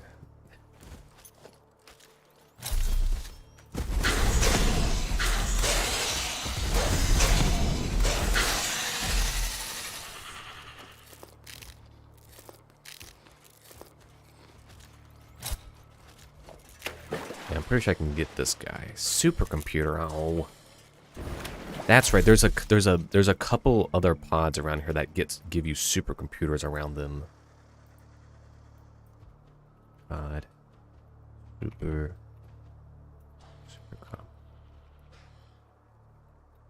Here, give me that. But yeah, this area I remember was much darker last time I had gone through it. And like just like the exposure sense, so they definitely like have more of the dynamic exposure going on, or maybe it's just my HDR on my monitor or something. I don't know. Yeah, it's hard to say. I'm definitely not seeing any sort of dynamic exposures.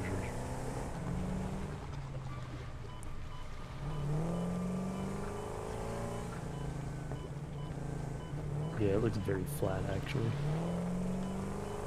Definitely must be the HDR. Alright.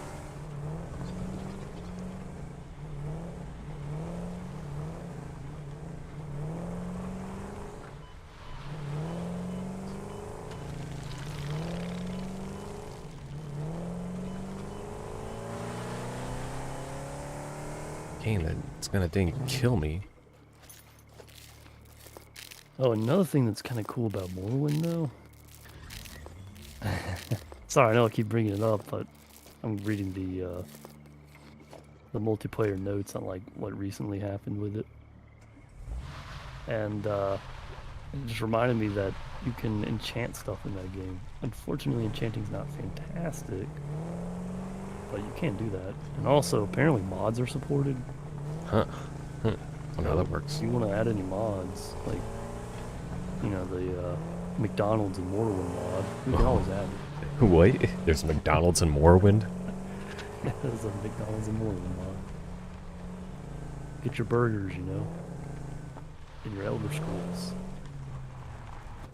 Oh, I know about this. Oh, alright. Oh, okay. I just landed on that NPC. Yes, I'm just gonna put you back in the ground where you belong. I know about this. I remember this one.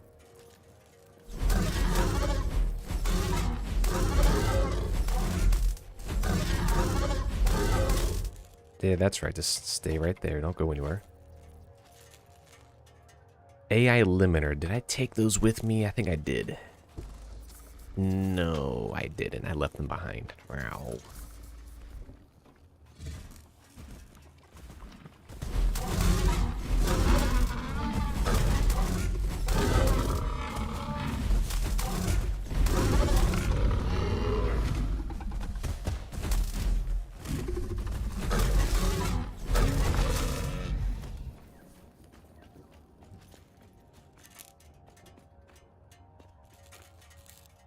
Yeah, that's kind of the fun thing about this is that you might loop around several times. Hide AI.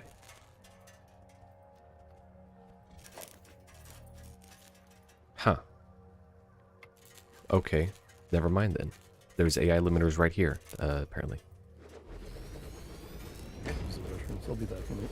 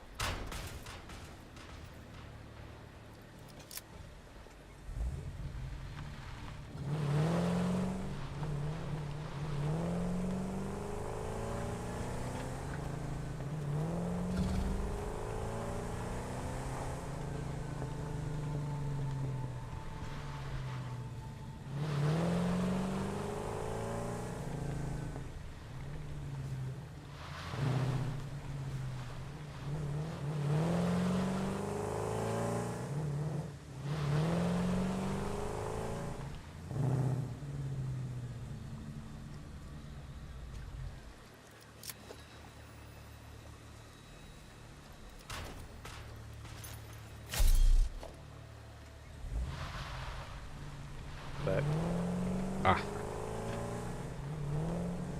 So So how goes the exploration? I'm gonna head back now just to go ahead and, because that maxed out inventory and 3 hard drives is pretty darn fruitful, and I got a couple more marked. Maybe I can get my jetpack and stuff back. I don't have to build a new one. Yeah, I Oh, basically probably saved cool. everything besides some like wood and stuff. It's not important.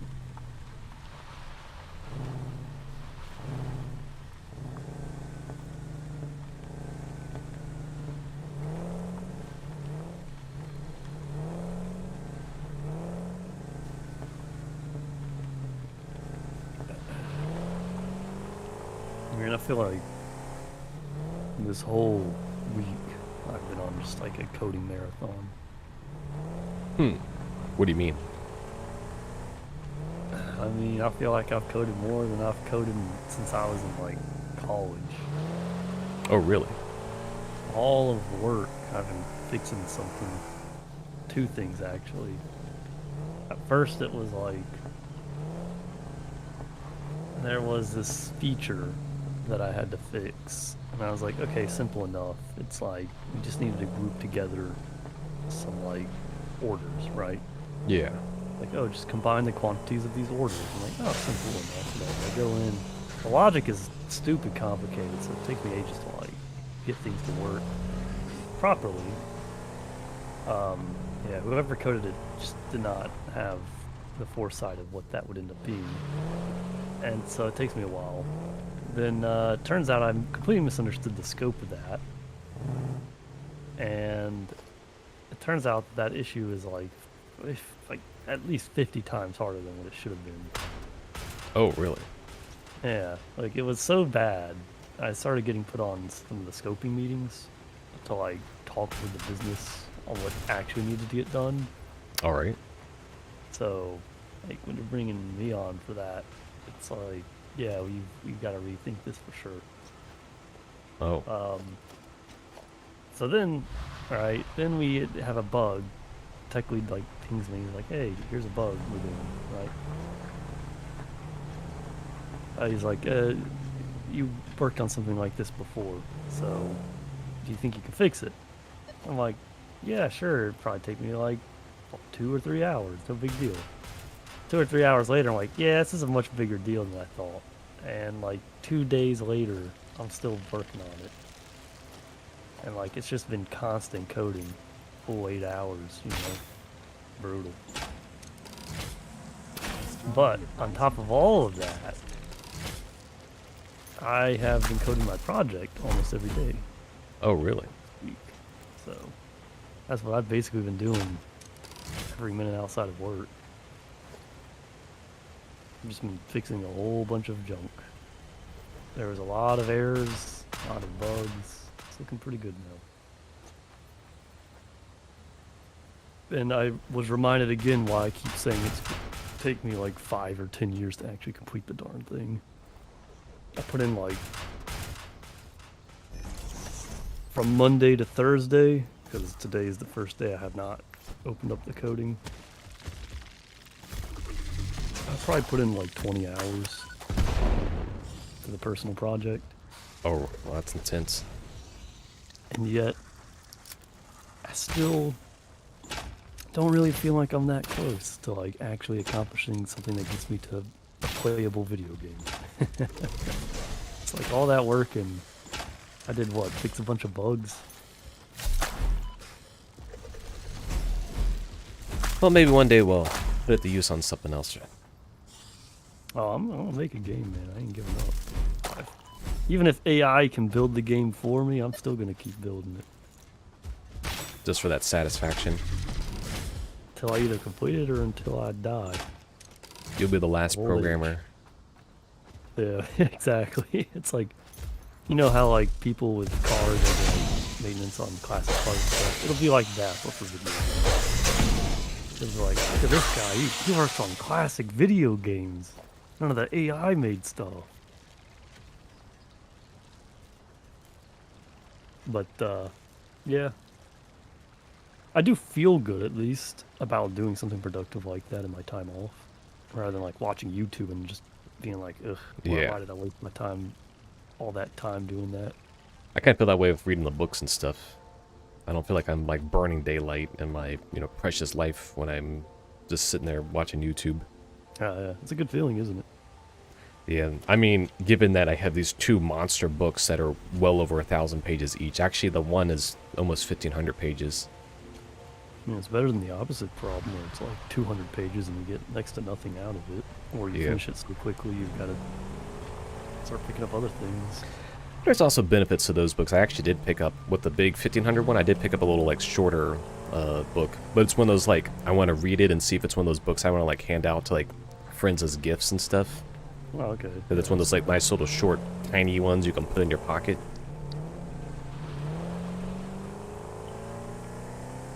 Tiny one. I mean, in comparison, yeah, it is really tiny. Wait, It's only... hold up real quick. What the heck did I just see in your stream? What? I All saw like those... some sort of the floating wasp nest. It was like 200 feet up in the sky. I didn't put them there. I noticed that too. And I was like, I thought I heard something. Then I noticed, like, oh, there's a guy up there. He's just hanging out. I just saw you like drive past. You're way past it now. Yeah, that was a little... I was just like, oh, the AI aren't going to come after me? All right, I'm not going to bother wasting my rods on them. Yeah. You got to put your security cam of me up, huh? You're just like a senior watching his employee. Oh, shit. What the fuck? I'm waiting for you to bring me my stuff back. Oh, motherfucker. Oh, what the... Holy shit. You okay? I'm surprised there's not much fall damage on this game for the vehicles. Looks like I'm taking the long way around. So you're talking about following. Right now you're just ramming a bunch of rocks. So Oh, what? Keep watching. Happen in the next Keep few watching. seconds. What the fuck? Oh no. What the what the hell's going on? I think I see it now. Keep watching that. What the heck is happening? What happened when you fell? You like slid up the mountain? How does that work? I notice it's a very, very laggy game when I'm really far away from you of all this stuff around me. It must be the way they've done networking. I would not, if this was like a competitive shooter, I would not want to be playing it right now. All right, I'm going somewhere I've been before, so that's a good thing. To be honest, I wouldn't put it past it just being like my CPU is having a hard time keeping up with you. Oh, I know where I am. Oh, you believe that? Okay. But yeah, four hardware is pretty fruitful, in my opinion. Yeah, for sure. Although, as we kind of discussed earlier, the value of the hard drives almost kind of depreciates over time. And because they're randomly selected, it's actually kind of like... You couldn't get a game like this in a speed run since about too much RNG that you would have to manipulate.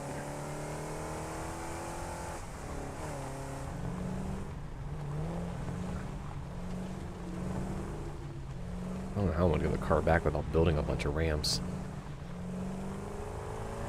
You will probably have to build a bunch of ramps. Oh.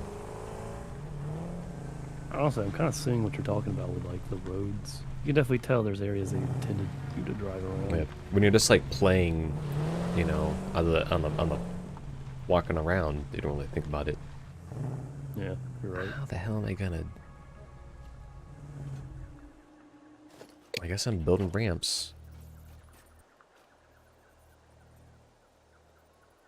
What is that pipeline? Oh, you're near the quartz? Yeah, near the quartz setup.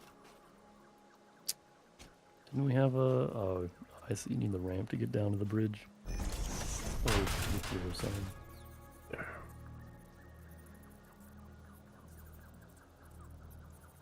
I don't have the 4-meter ramp in my quick build? Okay.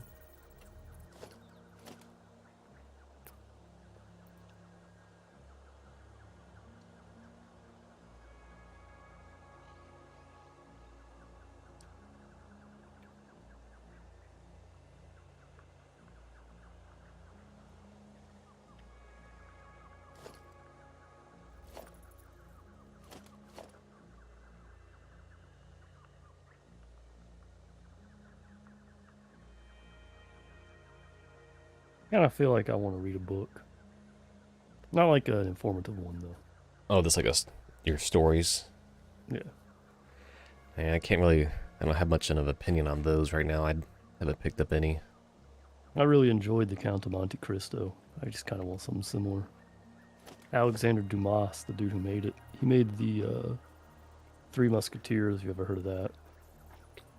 I only ever know like the the stories that go around it, like the Yeah. mythical stories that are on copyright material. About the Three Musketeers? Yeah, because it's an old story. Yeah. I mean, Alexander Dumas lived in the 1800s, so it would have been made in the 1800s. But I know there's like mythological stuff about it. Well, like you know how like you get like retellings of it through like other mediums and stuff.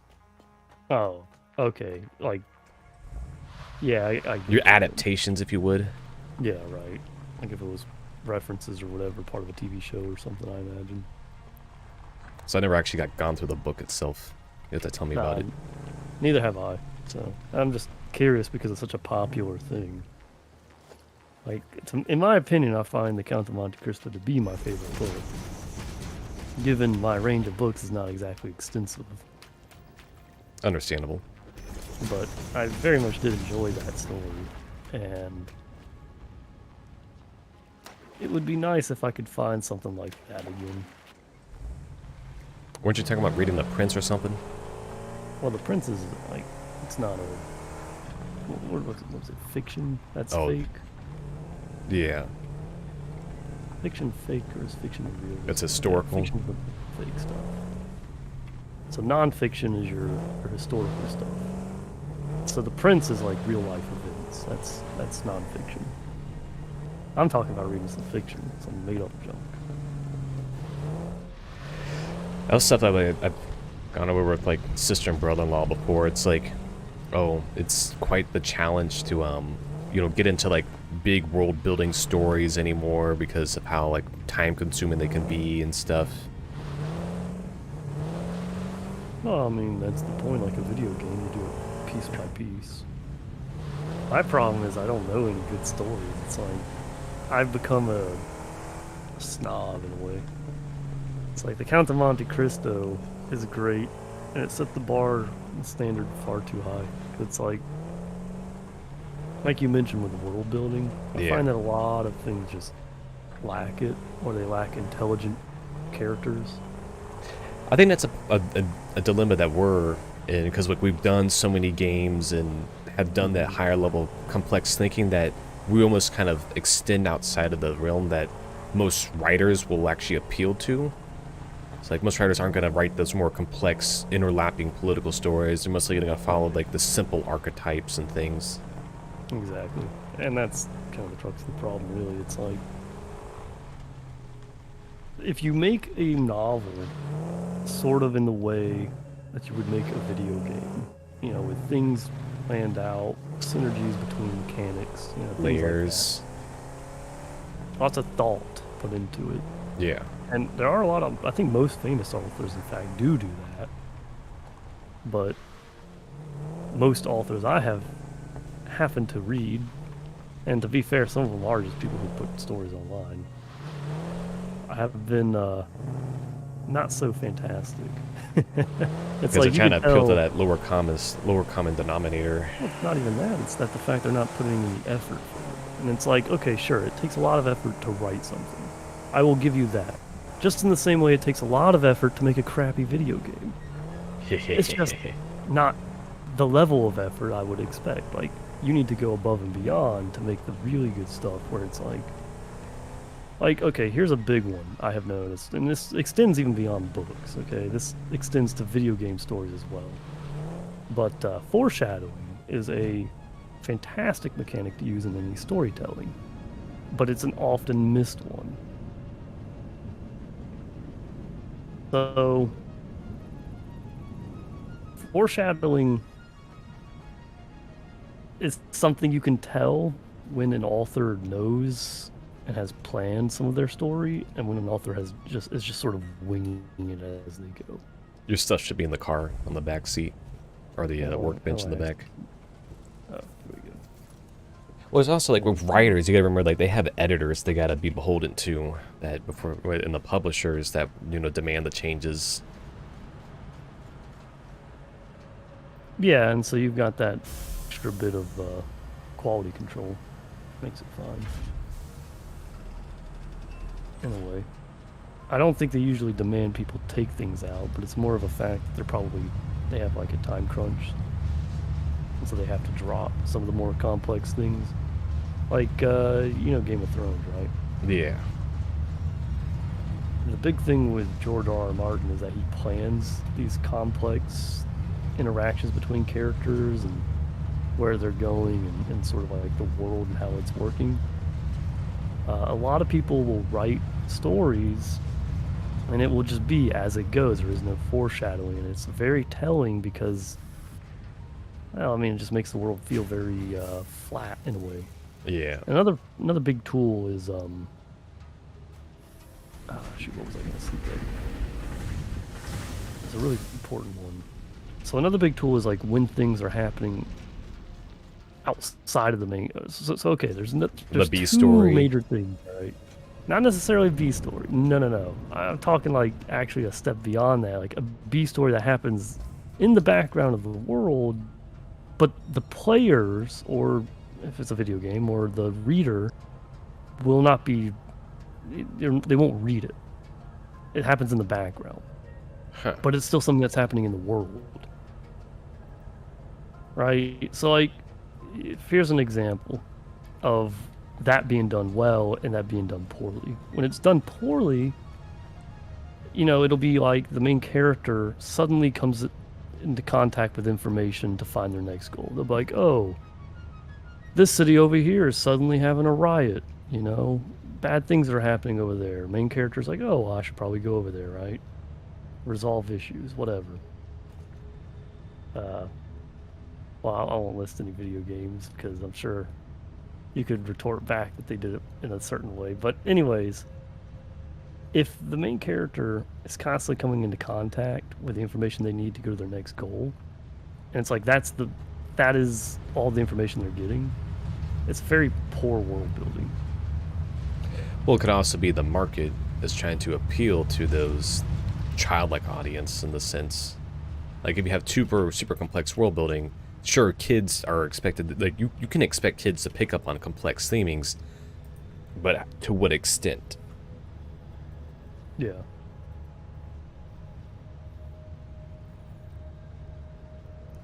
So I get it. It's all about like Man, the target audience, and there's probably a lot of considerations done, and you know, it's hard to I think it's like. just like it's significantly harder to write a story with complexities like that, and so that's why I think most people just don't bother. It's like, why? It's just like, why? Well, like I said earlier, it's like I think we've just gotten to that point in our age where in our exposure to, we just have all these complex stories that we just have been diving into for all these years. Yeah, that's true. There's a lot of things that set the bar pretty high. Yeah, so like we're always striving for that next story piece over and over and over again. And like we got to the point now like we can start identifying like core story elements in just about any scenario. It's like we can easily identify like foreshadowing just based on the way like a character might set up something, or you might, you know, identify like, oh, this person's actually the bad guy, you know, even without reading the description of how they do things, just because of the way they kind of talk like a butt or something, you know. They just like they kind of come off like an asshole. Man, that's something that I just can't stand. When any story, in order to justify killing someone, they have to make the person just the absolute worst. I forget what that trope is called. But God, do I hate it. Where it's just like, oh, okay, there's this one guy. Oh, he's the bad guy. But then you have to ask yourself, well, what is the writer going to make him do that makes him irredeemable so the hero can kill him? Or so he can be punished, you know? Yeah. Like, if you make him too morally gray, oh, well, then just no one does that. Well, badly written stories will never do that anyways. So it's like they gotta make him do something bad. This is a huge trope in freaking certain comics as well. Given Yeah. comics is such a wide thing, they have done it very well in a lot of cases, but they've, you know, it's like, okay, how do we make this villain bad? This villain's doing bad things. It's like, oh, I know. Make him go kick some dogs and, douse some kittens or something. It's all obvious that he's bad and stuff. Yeah, right, exactly. It's like, that's so bad. Actually, so it's funny that you mentioned that, because these are like, even if you don't like podcasts, the Todd McFarlane ones, he did 2 with Tim Ferriss, and they're really, really good. And he actually goes over a few of these little story pieces, even though it's more from like business side. But he was talking about how he was he had to try to convince his editors, it's like, hey, I want to write these more complex story pieces. And the idea was, up until he kind of pushed the envelope, was that if you were going to do a story, you had to show them walking in the door. You had to show all these very nuancy things. Like you can't do cutaways to them being downstairs or something like that. Or he basically was just like, why in the world can't we do these things? It's like, oh, that's just how it is. We don't want to essentially it's like these business types were in the. That's what you were saying earlier with the editors and stuff. Yeah, well, it was a little bit of alluding to that. So, if your editors have an opinion on something, they're going to do everything to make sure that the publisher at the top will actually want to, print that back and actually work with it. And so that is something that more so gets caught up in today's world, is that you actually have these higher level individuals who will actually throttle more complex story elements.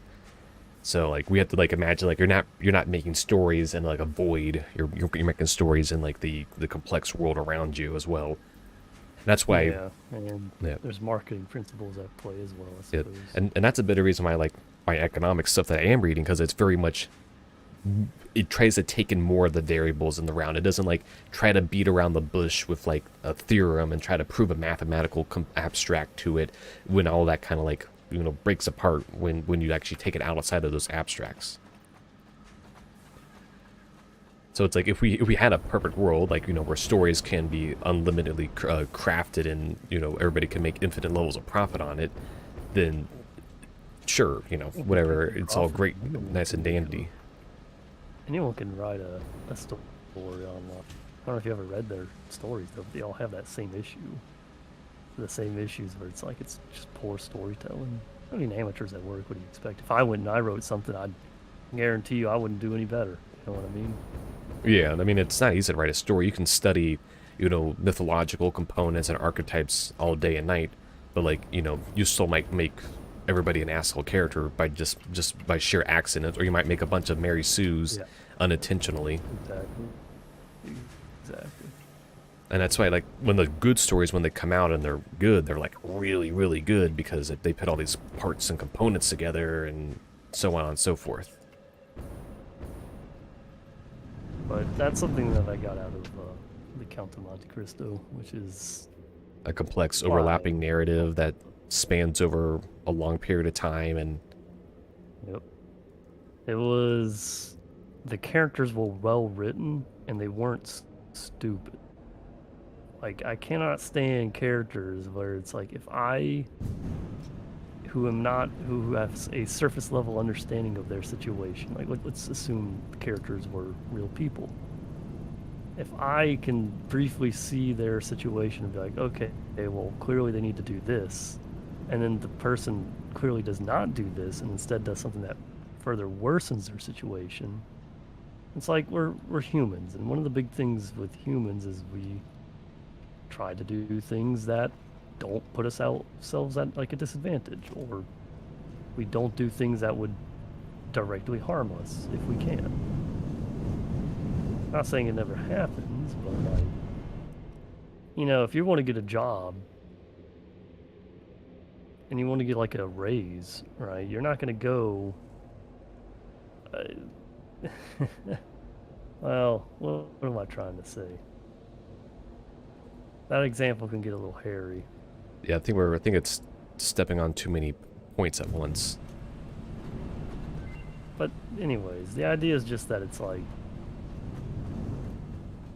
the character should be intelligent enough to look out for their own self, and they should not do stupid things. Be self-destructive. Right. Like, man, I don't know. I have seen a lot of Yeah. crappy stories. Particularly like with more It gets- modern stories, this idea that you had to like beat down on things because there's this illusion that beating down is like a one-way street and you had to like, you know, strike up vengeance or whatever. Like that's stuff I noticed like in a lot of like stories, particularly when you have the writers that are more political activists in their nature, is that they just had this idea that you have to just you have to beat down on stuff. You can't like write the idealistic version of your character. You know, you had to like, oh, everything is just always this competition, and that everybody's just in this constant battle, power struggle at all times, and that's like an unhealthy nature that keeps getting promoted. Right. In a way, yeah. I mean, what I'm talking about is just sort of like,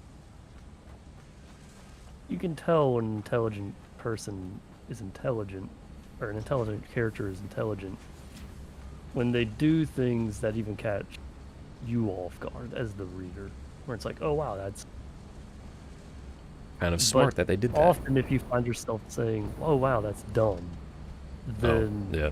you have to question how could that character be smart. You know what I mean? Like that, it really just boils down to that. Do you look at the character and do you look at his actions and say, wow, that was stupid of him? Why would he do that? Why not this? Yeah. Like, anytime you do, like, time travel stories, all right, there's been quite a few TV shows that I've seen that do time travel. Yeah. And admittedly, time travel is quite complex, and you can very quickly ruin your story by making them do something too breaking, right? Yeah, particularly if you have a story that's like all wrapped around like we got to go into the past and fix something. It's like, all right, if your whole narrative is like you got to go back and fix a thing, then it was never a problem to be fixed to begin with. That's an interesting philosophical question on that. That's for sure. But like, okay, here's something I have. Winning the lottery, going back in time and winning the lottery. Oh my God, will they do everything they can to make it so they should not win the lottery? Yeah. Like, because I guess it very quickly destroys any sense of like resourcefulness they need to do. They have $1 billion or whatever, right? Yeah. So it's like they'll do things from like the whole world or universe acting against them. They won't say that, but that's basically what's happening. The whole writer's doing everything he can to make it so they never win it, or they rather than not winning it, feasible to try to win it. Yeah. Like, oh, we shouldn't do that for X and X reasons. And it's Every like, roadblock in the world has suddenly got in front of them, and it's yeah, exactly. yeah. It's like they try to. The thing I'm getting here at that is like there's like a moral case that the writer is trying to write. It's like, oh, we gotta always teach a lesson. Well, you can't set up you're now preventing yourself from setting up a more complex lesson that you could share and teach. Instead, it's like, oh, it's just like, oh, you shouldn't go back in time and use it to win at the stock market and things and yada yada yada yada. Well, it's like, well, hold on here. There's a more complex story here that you could actually, you know, share and teach if you actually set up and put some thought into it. And said stories like that you're mentioning really show up in like episodic, you know, type of shows where it's like, oh, you only got 30 minutes to tell a little story, and you can't let the characters change because we're Family Guy. You have to have them. You have to be able to, you know, make sure a show can stay on the line for 20 years. But, you know, just in case you can't have character development and things to set up more complex, you know, pieces over time. It is very true. So like stories like that only extend in usefulness to like younger audiences and everything. Oh, there's the mam is ready for you, by the way. It's got some interesting recipes on it. Oh, dang, I was about to fix our copper. Let me go back. Yeah, I've got a lot of gripes about how stories are written, and as you've kind of alluded to, as we've gotten older, it's like our tastes, in a way, are becoming a little more demanding. Mature, if you would. Right. All right, let's see what the man's got. Wait a second.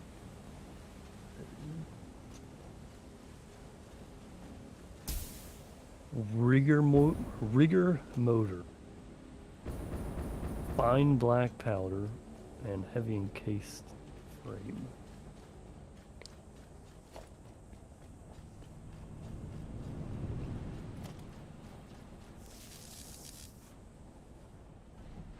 I think the rigger motor kind of sucks. Yeah, actually it really kind of sucks.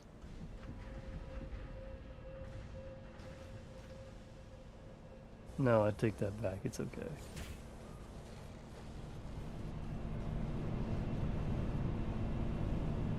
And I don't know what the heck fine black powder is. What is black powder? Oh, it's for Do we even making explosives. do we even need explosives at this point? Not really. I mean, I don't know what stage needs explosives. I haven't gotten this far yet, so. It's not even that terribly difficult to make either.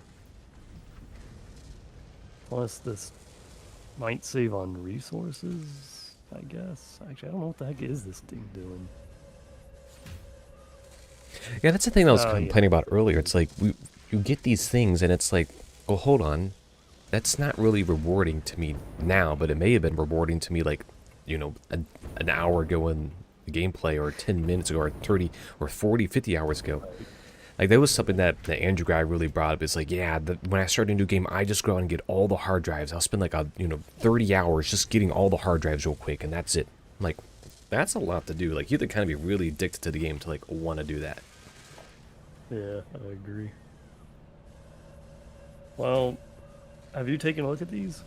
Yeah, I didn't really care for too many of them. I mean, what was the modular frame one again? Or the hard encased frames. It honestly does seem like the best one. It says a different recipe. I still have to use a manufacturer for it. Yes, but it has the best resource savings. I would have taken a while to incorporate it. I mean, it's not like we have to flip over to it. We just have that option. I think that's the one we'll go with. Alright. Do you want to go ahead and throw the next hard drive in there? 40 minutes of hard drives. Cool. Is that not what I had? Oh, I never put any in my inventory. I'm gonna go fix our copper.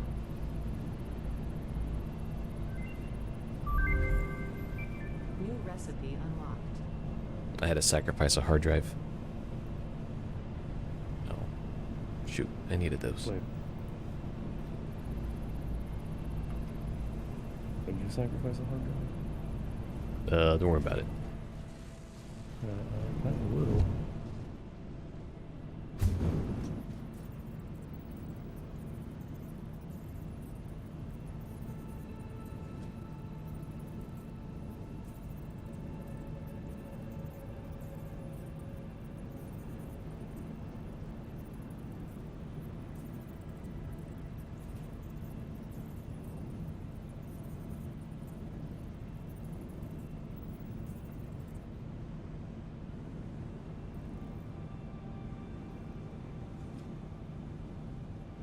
Oh, what the heck? Apparently I was already starting on fixing this copper issue. Because I've got 2 refineries just sitting here. They aren't hooked up to anything. I even have a water machine. Oh no, never mind. The water machine's for something else. Extractor? Yeah, water machine. Alright, well, this... I'm guessing those refineries were for this copper. Fortunately, now I need plastic and more concrete.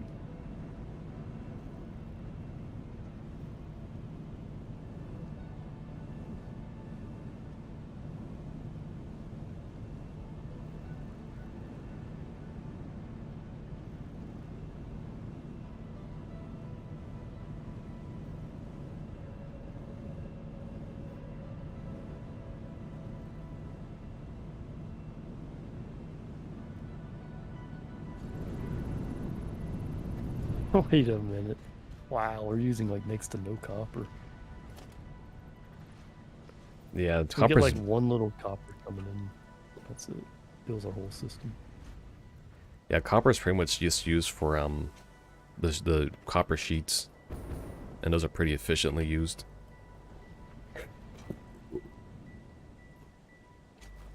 We use a lot for cables, but the thing is, it's like for the reinforced iron plates.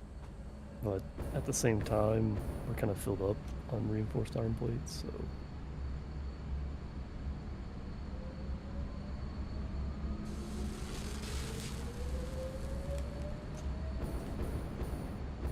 Grab some plastic.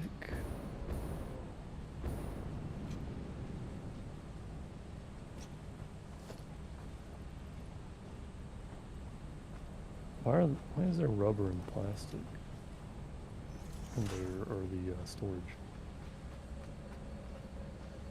Whoops. That's not what I wanted to do. Oh, well, Yes, I deleted the plastic wrong thing. production.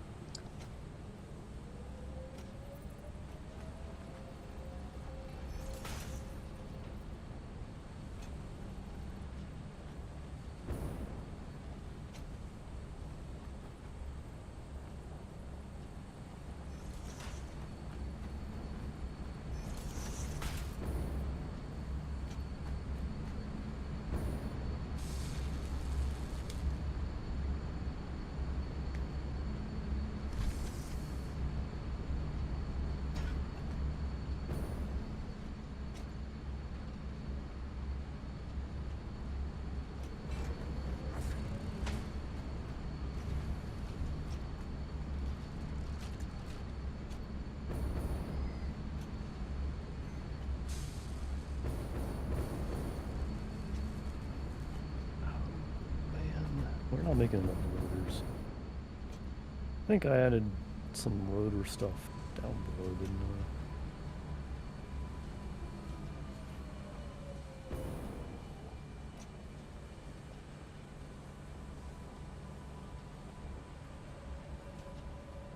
Where did I put copper plates too?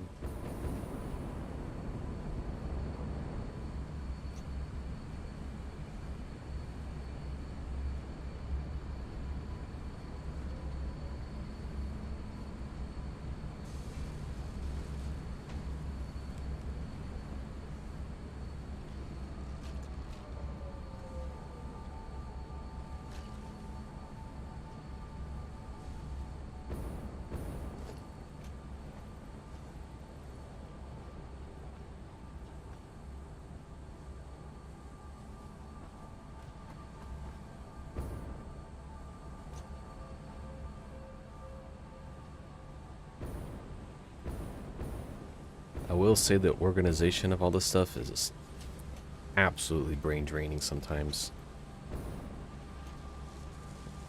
Like, Whose fault it, was that? so like at work, it's pretty darn important to use like Excel spreadsheets just to do some of the more basic tasks because of how documenting it involves and everything. Okay. That's stuff that I've noticed with this. It's like as it gets more and more complex, you start needing it in places that you didn't expect to need external tools before. Are you saying you need Excel? Yes. Gotta bring in the Excel sheets. Gotta pull out them Excel sheets just to get somewhere.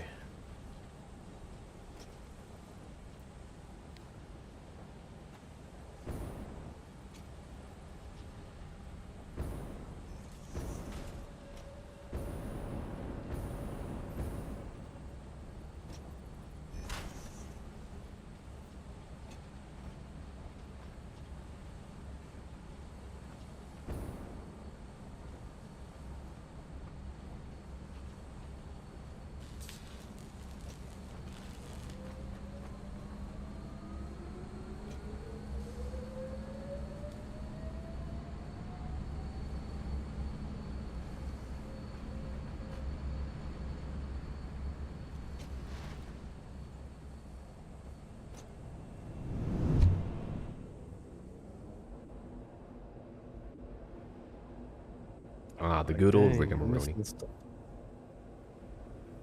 Do what now? The good old rigmarole. Taking the stylish tube.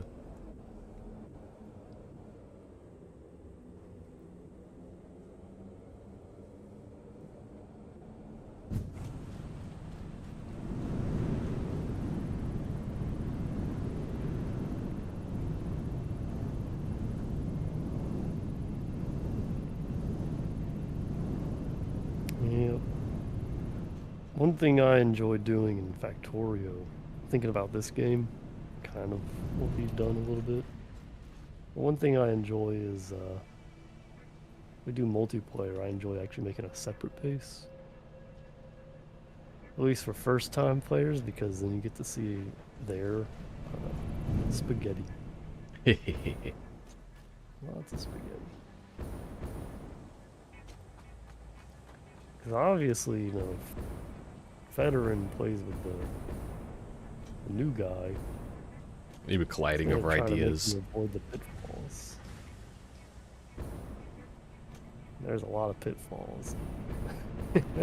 Yeah, well, at this point, like, I'm just looking at our base. yeah, well, at this point, like, you have, you know, about this is pretty much the same level of experience that I have. Other than just, like, It me won't having take you some more long to hours. Yeah. Like I said, though, it won't take you very long to get to that level in Factorio either. Unless you wanted to switch over to a, you know, a Morrowind or something like that. I don't know. It's something to think for next time, at least. Keep items like that on the list. Yeah, exactly. It's important to put them up there for when we really want to leave. Unless you want to do like Borderlands 2. That wouldn't be nearly as intensive, and since you played Borderlands 1. I forgot about the Borderlands series. I guess that's there too. No, to be for real with you though, I'm not a huge fan of the shoot 'em up games. That one's a classic, I do though. need to beat.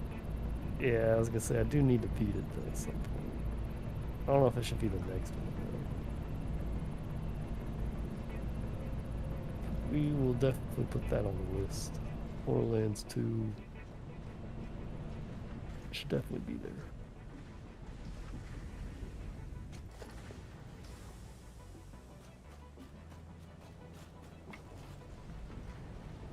You have Borderlands 2, right?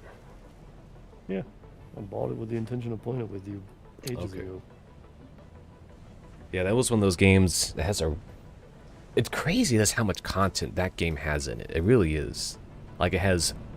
Really, I really only count 4, but it actually has 5 main DLC, and then 5 extra, like, smaller DLC. It was just kind of packed of content. Like, every little corner has, like, something in it. And plus all the challenge stuff you can do on top of it. Borderlands 3 was kind of... Its base game was disappointing, but the DLCs were pretty good in Borderlands 3. It's actually worth playing Borderlands 3 just to skip to the DLC, like when you're high enough level. Alright, the next MAM is available, and it's got some interesting options in it. I'll let you pick again. Well, it's already done. Doesn't it take 10 minutes? Yeah, that was over 10 minutes ago. Oh my god. I know, time's flying. It's almost 11 o'clock. You believe that? I need to beat this copper. All I've done in that 10 minutes is like put 5 stackable conveyor poles on some concrete. That is not enough. That is just not enough work. I'm telling you, it's done. I'm coming up. Go back and forth, back and forth, back and forth. Oh, you need me to put some tubes out for you? I'm gonna lay some pipe. I mean, it's not even that far from the base, but It always fact seems I've like that. already made trips. Like, I just, like, even when I, like, jetpack boost, the pipes are ever so slightly faster than, like, doing it by the jumping around. Because if you mess up once when you jump around, you end up like that. Not kidnapped. But yeah, if you end Oh, up hey, jumping, messing find black around, you powder slow down. again. The heck is turbo? Wow, biofuel. Let's get that one. I'm a little more So I lenient think towards we the already- turbo fuel. I don't think we have much of an option, to be honest. Fine black powder's okay, but bio coal is probably the worst we can get. Yeah, it's not really useful to us. No, that's like something we could have used way back at the beginning of the game. So yeah, turbo heavy fuel's kind of the answer here. How good is it really? Let's see. What is the purple stuff? The turbo fuel? Oh, the purple stuff is refined oil? It's all stuff out of a refinery. Okay. So we go from... Wait, when did we get so many different alternate recipes? We already have 2 of them. We do? Oh, that's for heavy oil residue. We have 1 alternate recipe for turbo fuel already, though. Oh. Yeah, you're right. I'm looking at it now. I don't remember getting that. We probably even did know it what like, that was. 2 months ago now. Yeah, good point. Good point.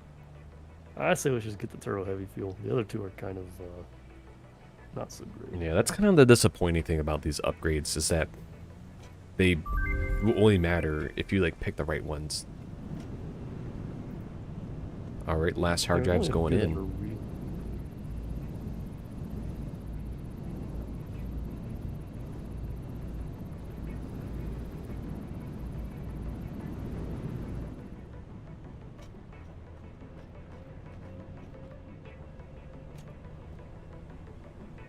Yeah, I might stop around 11 o'clock.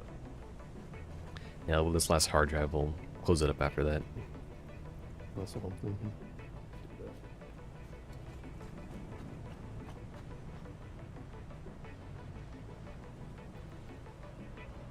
Oh my god.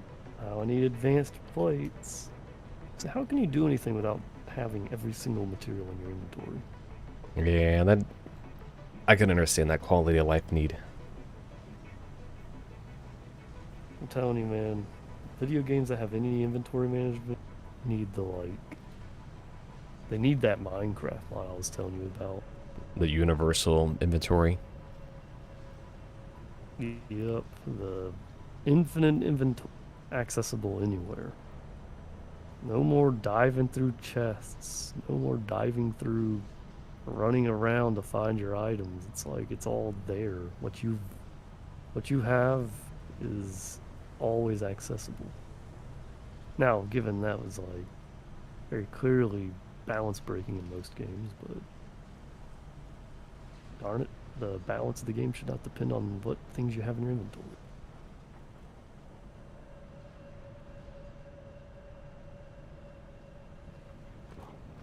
I don't know. If I make my game, ever get around to it, I will definitely implement that. Will it be right from the beginning? Definitely not. I will consider adding it at some point. Probably like the very last thing you get in the game, right? It's like creative mode.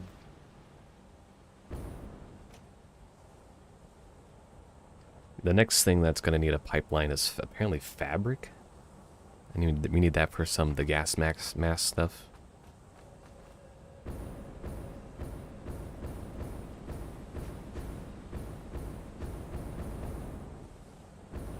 Alright, what's I using don't really rubber? have a need to. I don't really have a need for the gas mask stuff. Walk through all that poison stuff. I think when we get to the stage where we need I think when we get to the stage that we need to get to the uranium and things, you need the gas mask for it. Oh, okay, well, I guess uranium is a pretty good point.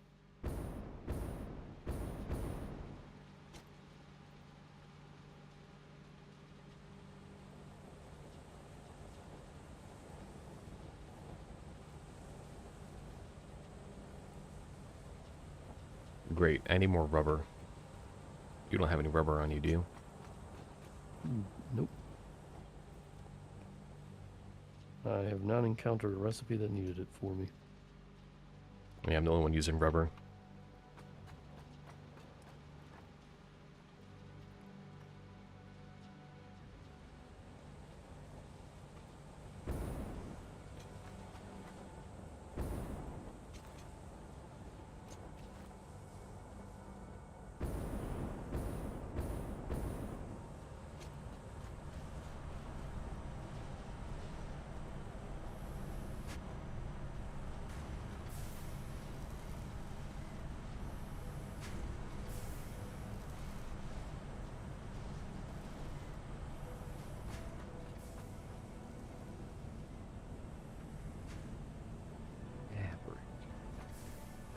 We really didn't have any fabric? I had one. Fabric. Needs biomass.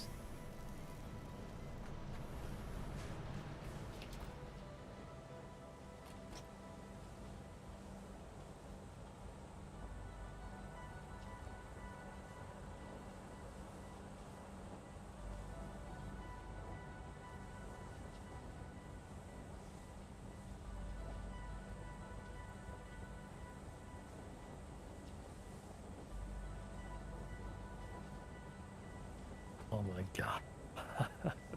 Now I'm missing cables. This is now my 10th trip back to the base. It sucks dying, man. All the items you've like. Oh yeah, I gotten still one have a lot of stack your of crap years in my ago. inventory. That's right. Let Throw it in me. the trash bin. They give you a little trash bin icon. Throw it all in there. I already got it all back. I don't need any more. I wouldn't even take it if you tried to give it to me. Oh wait, hold up. Maybe the nuts. I'll take the nuts. Got my nuts. Nuts? Oh yes. There's a bunch of them. Yeah, I need some. Thank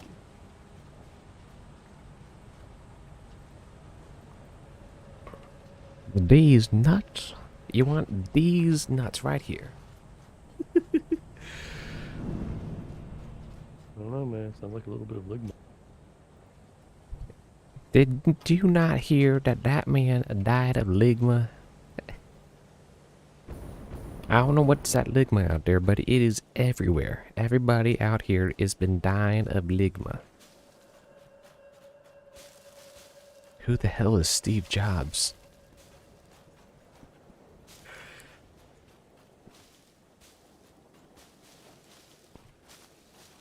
So did you see any of those comedians, by the way?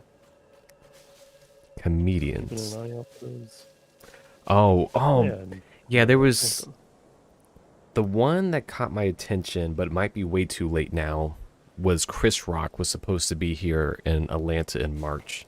That's like something like if you're gonna see him do live, you need to be like 6 months in advance because those are easily gonna be $300 tickets. Because it's, yeah, well, it's especially Chris with Rock in Ticketmaster's Atlanta, new so. thing. Yeah. Yeah. With Ticketmaster's new scalper rules, they're guaranteed to be 300. Guaranteed.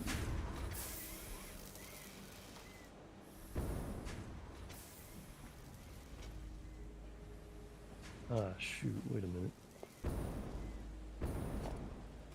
Ah, I need freaking copper ingots. God dang it.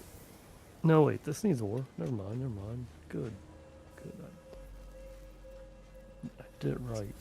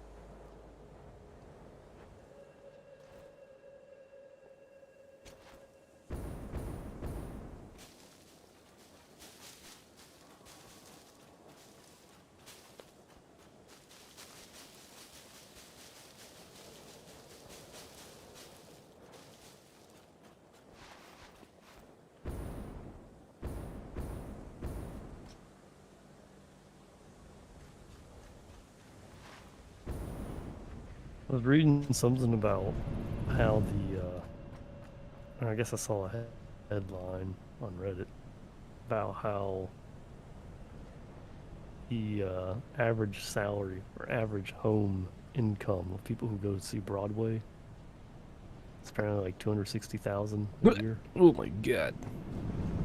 Yeah, apparently Broadway is For the a lot of wealthy. rich people. Yeah, exactly, for the wealthy. It's a shame because it used to be known as like the thing poor people do. Yeah, it's funny how a lot of that stuff works, where it's like, oh, it turns out that we ourselves like to also go to these things. Well, you could probably contribute to that. It's more like the people who were poor went and then became rich is more likely the case, and then that wealth gets passed on and everything. I doubt it. It's probably, I mean, it's probably just an enjoyable pastime. But now that the prices have risen, it's just so happening that the wealthy people are the only people who find it worth Doing it the price frequently. they're at right now. I mean, what? Yeah, I gotta imagine like the absolutely. average Broadway per person is, probably $100+ Yeah, dollars. definitely. Guess it just so happens the people who can maintain going every month at $100 or every, I don't actually know how often Broadway plays happen. Neither do I. I know nothing about it. But I know there's a good chance that the rich can handle dropping $100 whenever it happens a lot more often than poor people. And Like, as much as I would love to go to the Atlanta Symphony a lot more often, yeah, it is something like $100 per ticket. I, That's not something I'm yeah, really I willing to say like shell out. $100, but that would probably be like discount sale and during a weekday or something at best. You're probably Right. still looking at maybe 300 per person if I had to be more accurate in my estimate. Well, the next round of the MAM is ready. This one's also eye-catching. Alright, let me just think. I came back to the base for something. I need to grab that before I forget. Oh, okay, right. I was gonna make some power slugs.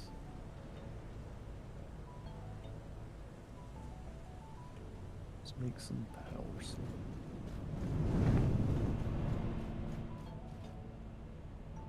Pretty messed up that we just take these slugs and cram them into these little tubes. I can't even open the Explorer. I can't even get into the Explorer anymore. That's all glitched up on me. I can't get in or open the workbench on it. Let me give it a try. Oh. Oh no. Wait a minute, I can't do it either. I guess I'll have to delete them. That's kind of annoying. Alright, so what do we got here? Cadmium wire. That could be decent. In fact, that's so good, let's just do that one without looking at the other ones.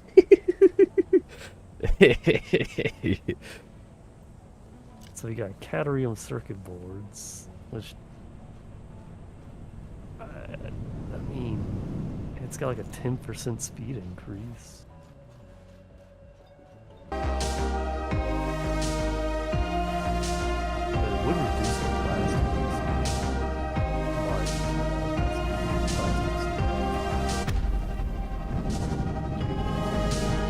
There's adherent iron plates. We definitely do not need more iron plates. So no thank you. Yeah, those were all This kind of one's lackluster in my opinion. 3 minutes or 3 per minute? We already have recipes to do 15 per minute. Well, the wires are actually pretty good. The cadmium wires, if we needed any volume of wires anyways, because it goes 120 per minute, whereas our best recipe right now is 30. So that like quadruples the output on wire. However, our cadmium resource is not a very strong one. We lack a lot of it. And so there's really just a circuit board. So what do you think? Circuit What the board hell are we using wire? cadmium for? I can't think of it off the top of my head. Just the wires, quick wire. Oh. I think that's the only thing. Honestly, we can go We with could any use of it for- those. I don't think any of my recipes or pipelines would actually change. Let me see. Are we using wires in any significant volume? I think we are. Because we have so much copper, we could just like scale out like crazy with regular wire. I mean, yeah, we're making wire, but we're not really utilizing it in extreme amounts. I say we'll just do the circuit board, I guess. At least save us plastic. Yeah, I mean, the wire really is a decent one. But circuit board's not that good. We'll actually do the wire, I guess. Just to have that in our pocket. See, the thing is, like, everything that uses circuit boards is a long-ass time to make inside of a manufacturer. So it's like, really, circuit boards being faster or more productive only helps out so much if you've managed to get the recipes down the line that help speed things up. Yeah. It is a 10% or so increase. It's not huge, but it can be helpful. If you think that 10% is worth it, it's better than having us get a wire recipe that we may not even use. Alright, let's just do the circuit board then. You will probably need to strengthen the quick wire thing, because I think you got a bunch of like tier 1 conveyor belts on that man.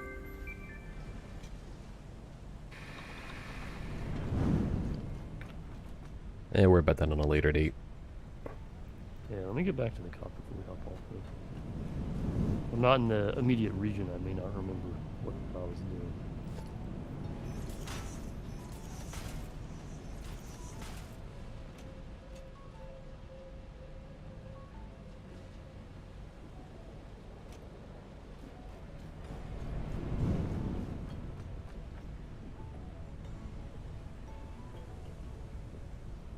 Actually, since we're already producing the ingots, let me just go ahead and combine these and then we can go.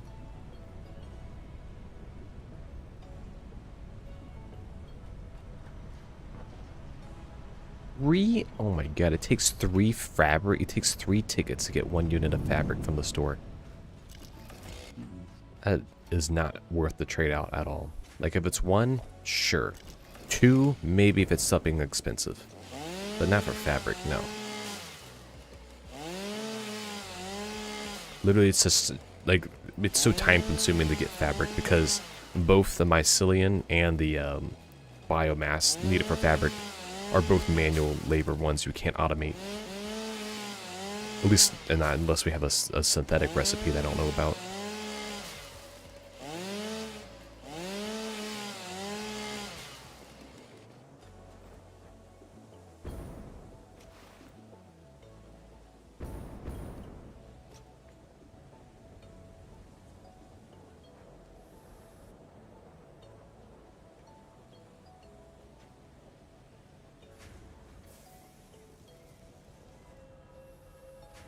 Alright, there we go. Thick stuff, thick copper.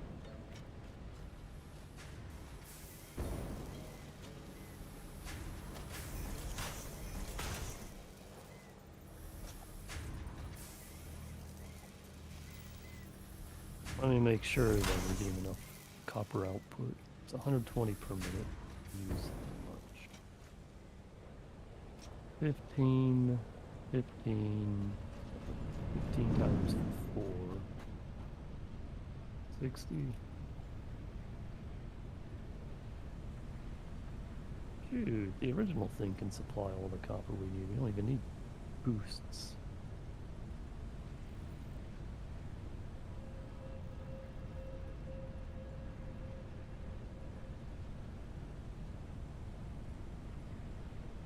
We will need more in the future though, because these ingots do not get produced fast enough.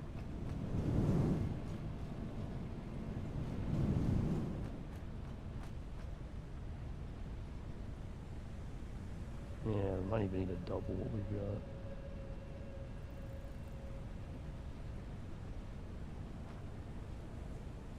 Well, yep, that's a problem for future Taylor. Well, I did it. I finally made a gas mask. Nice. Oh. I'm gonna go ahead and save the game, okay? Unless you need me to pause for a while. Actually, I was gonna say, I don't know what it looks like on my guy. Where'd you go? I want to show you. If he sees it or not. You have to come Where down the here to hell are copper. you? Oh my god, what the Zombie hell are you doing stop. over there? What do you mean? I'm not even that far. I'm laying all this Down pipe. 3 That's what I'm 25. doing. This very expensive pipe. Quadrupling our pipeline.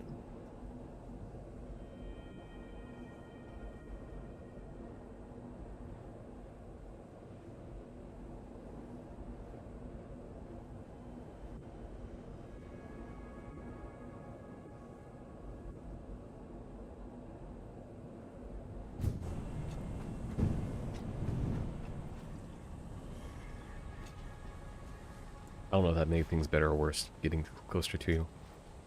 I mean, I'm not. So if you come over here. Hey, where are you at? I thought you were at the base.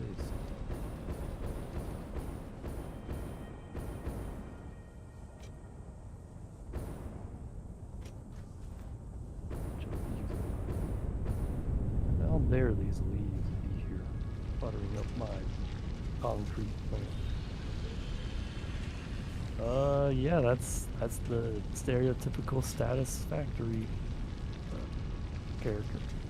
Oh, they don't. It doesn't have like a gas mask on the guy. It does, like one little gas mask filter. Oh, all right. Is there a way for us to do third person?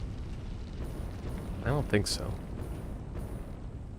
Here, come back. Come back and quit.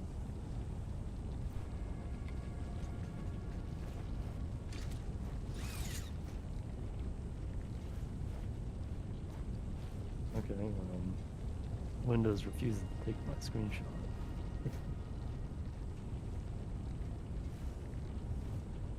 Alright, there you go. One screenshot for you.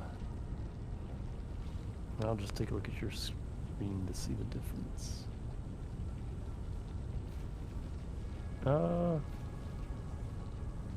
Yeah, it's mostly unchanged, to be honest. It just slapped a filter on there and they called it a day.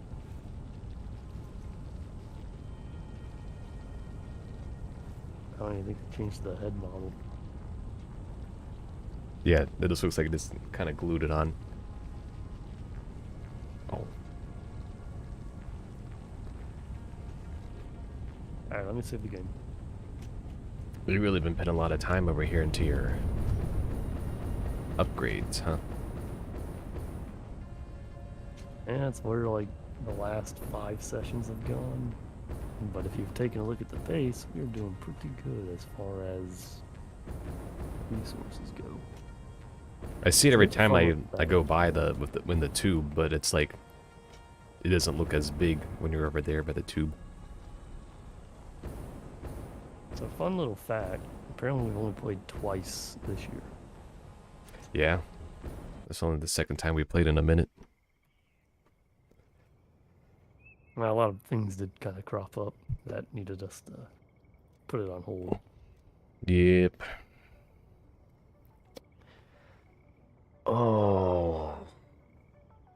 I haven't played that in a minute. That was kind of refreshing rather than playing Planetside. Need to stop playing Planetside and just do the project stuff. I need to like make that my thing. It's like do project stuff someday. Do the interview questions other days. Try to get some enjoyment out of the project. Think of, don't just follow a tutorial. Think of something that would be cool. Like make a website that you can, if you do web stuff, see if you can make a website where you can put it on your own domain. That way you have a literal website.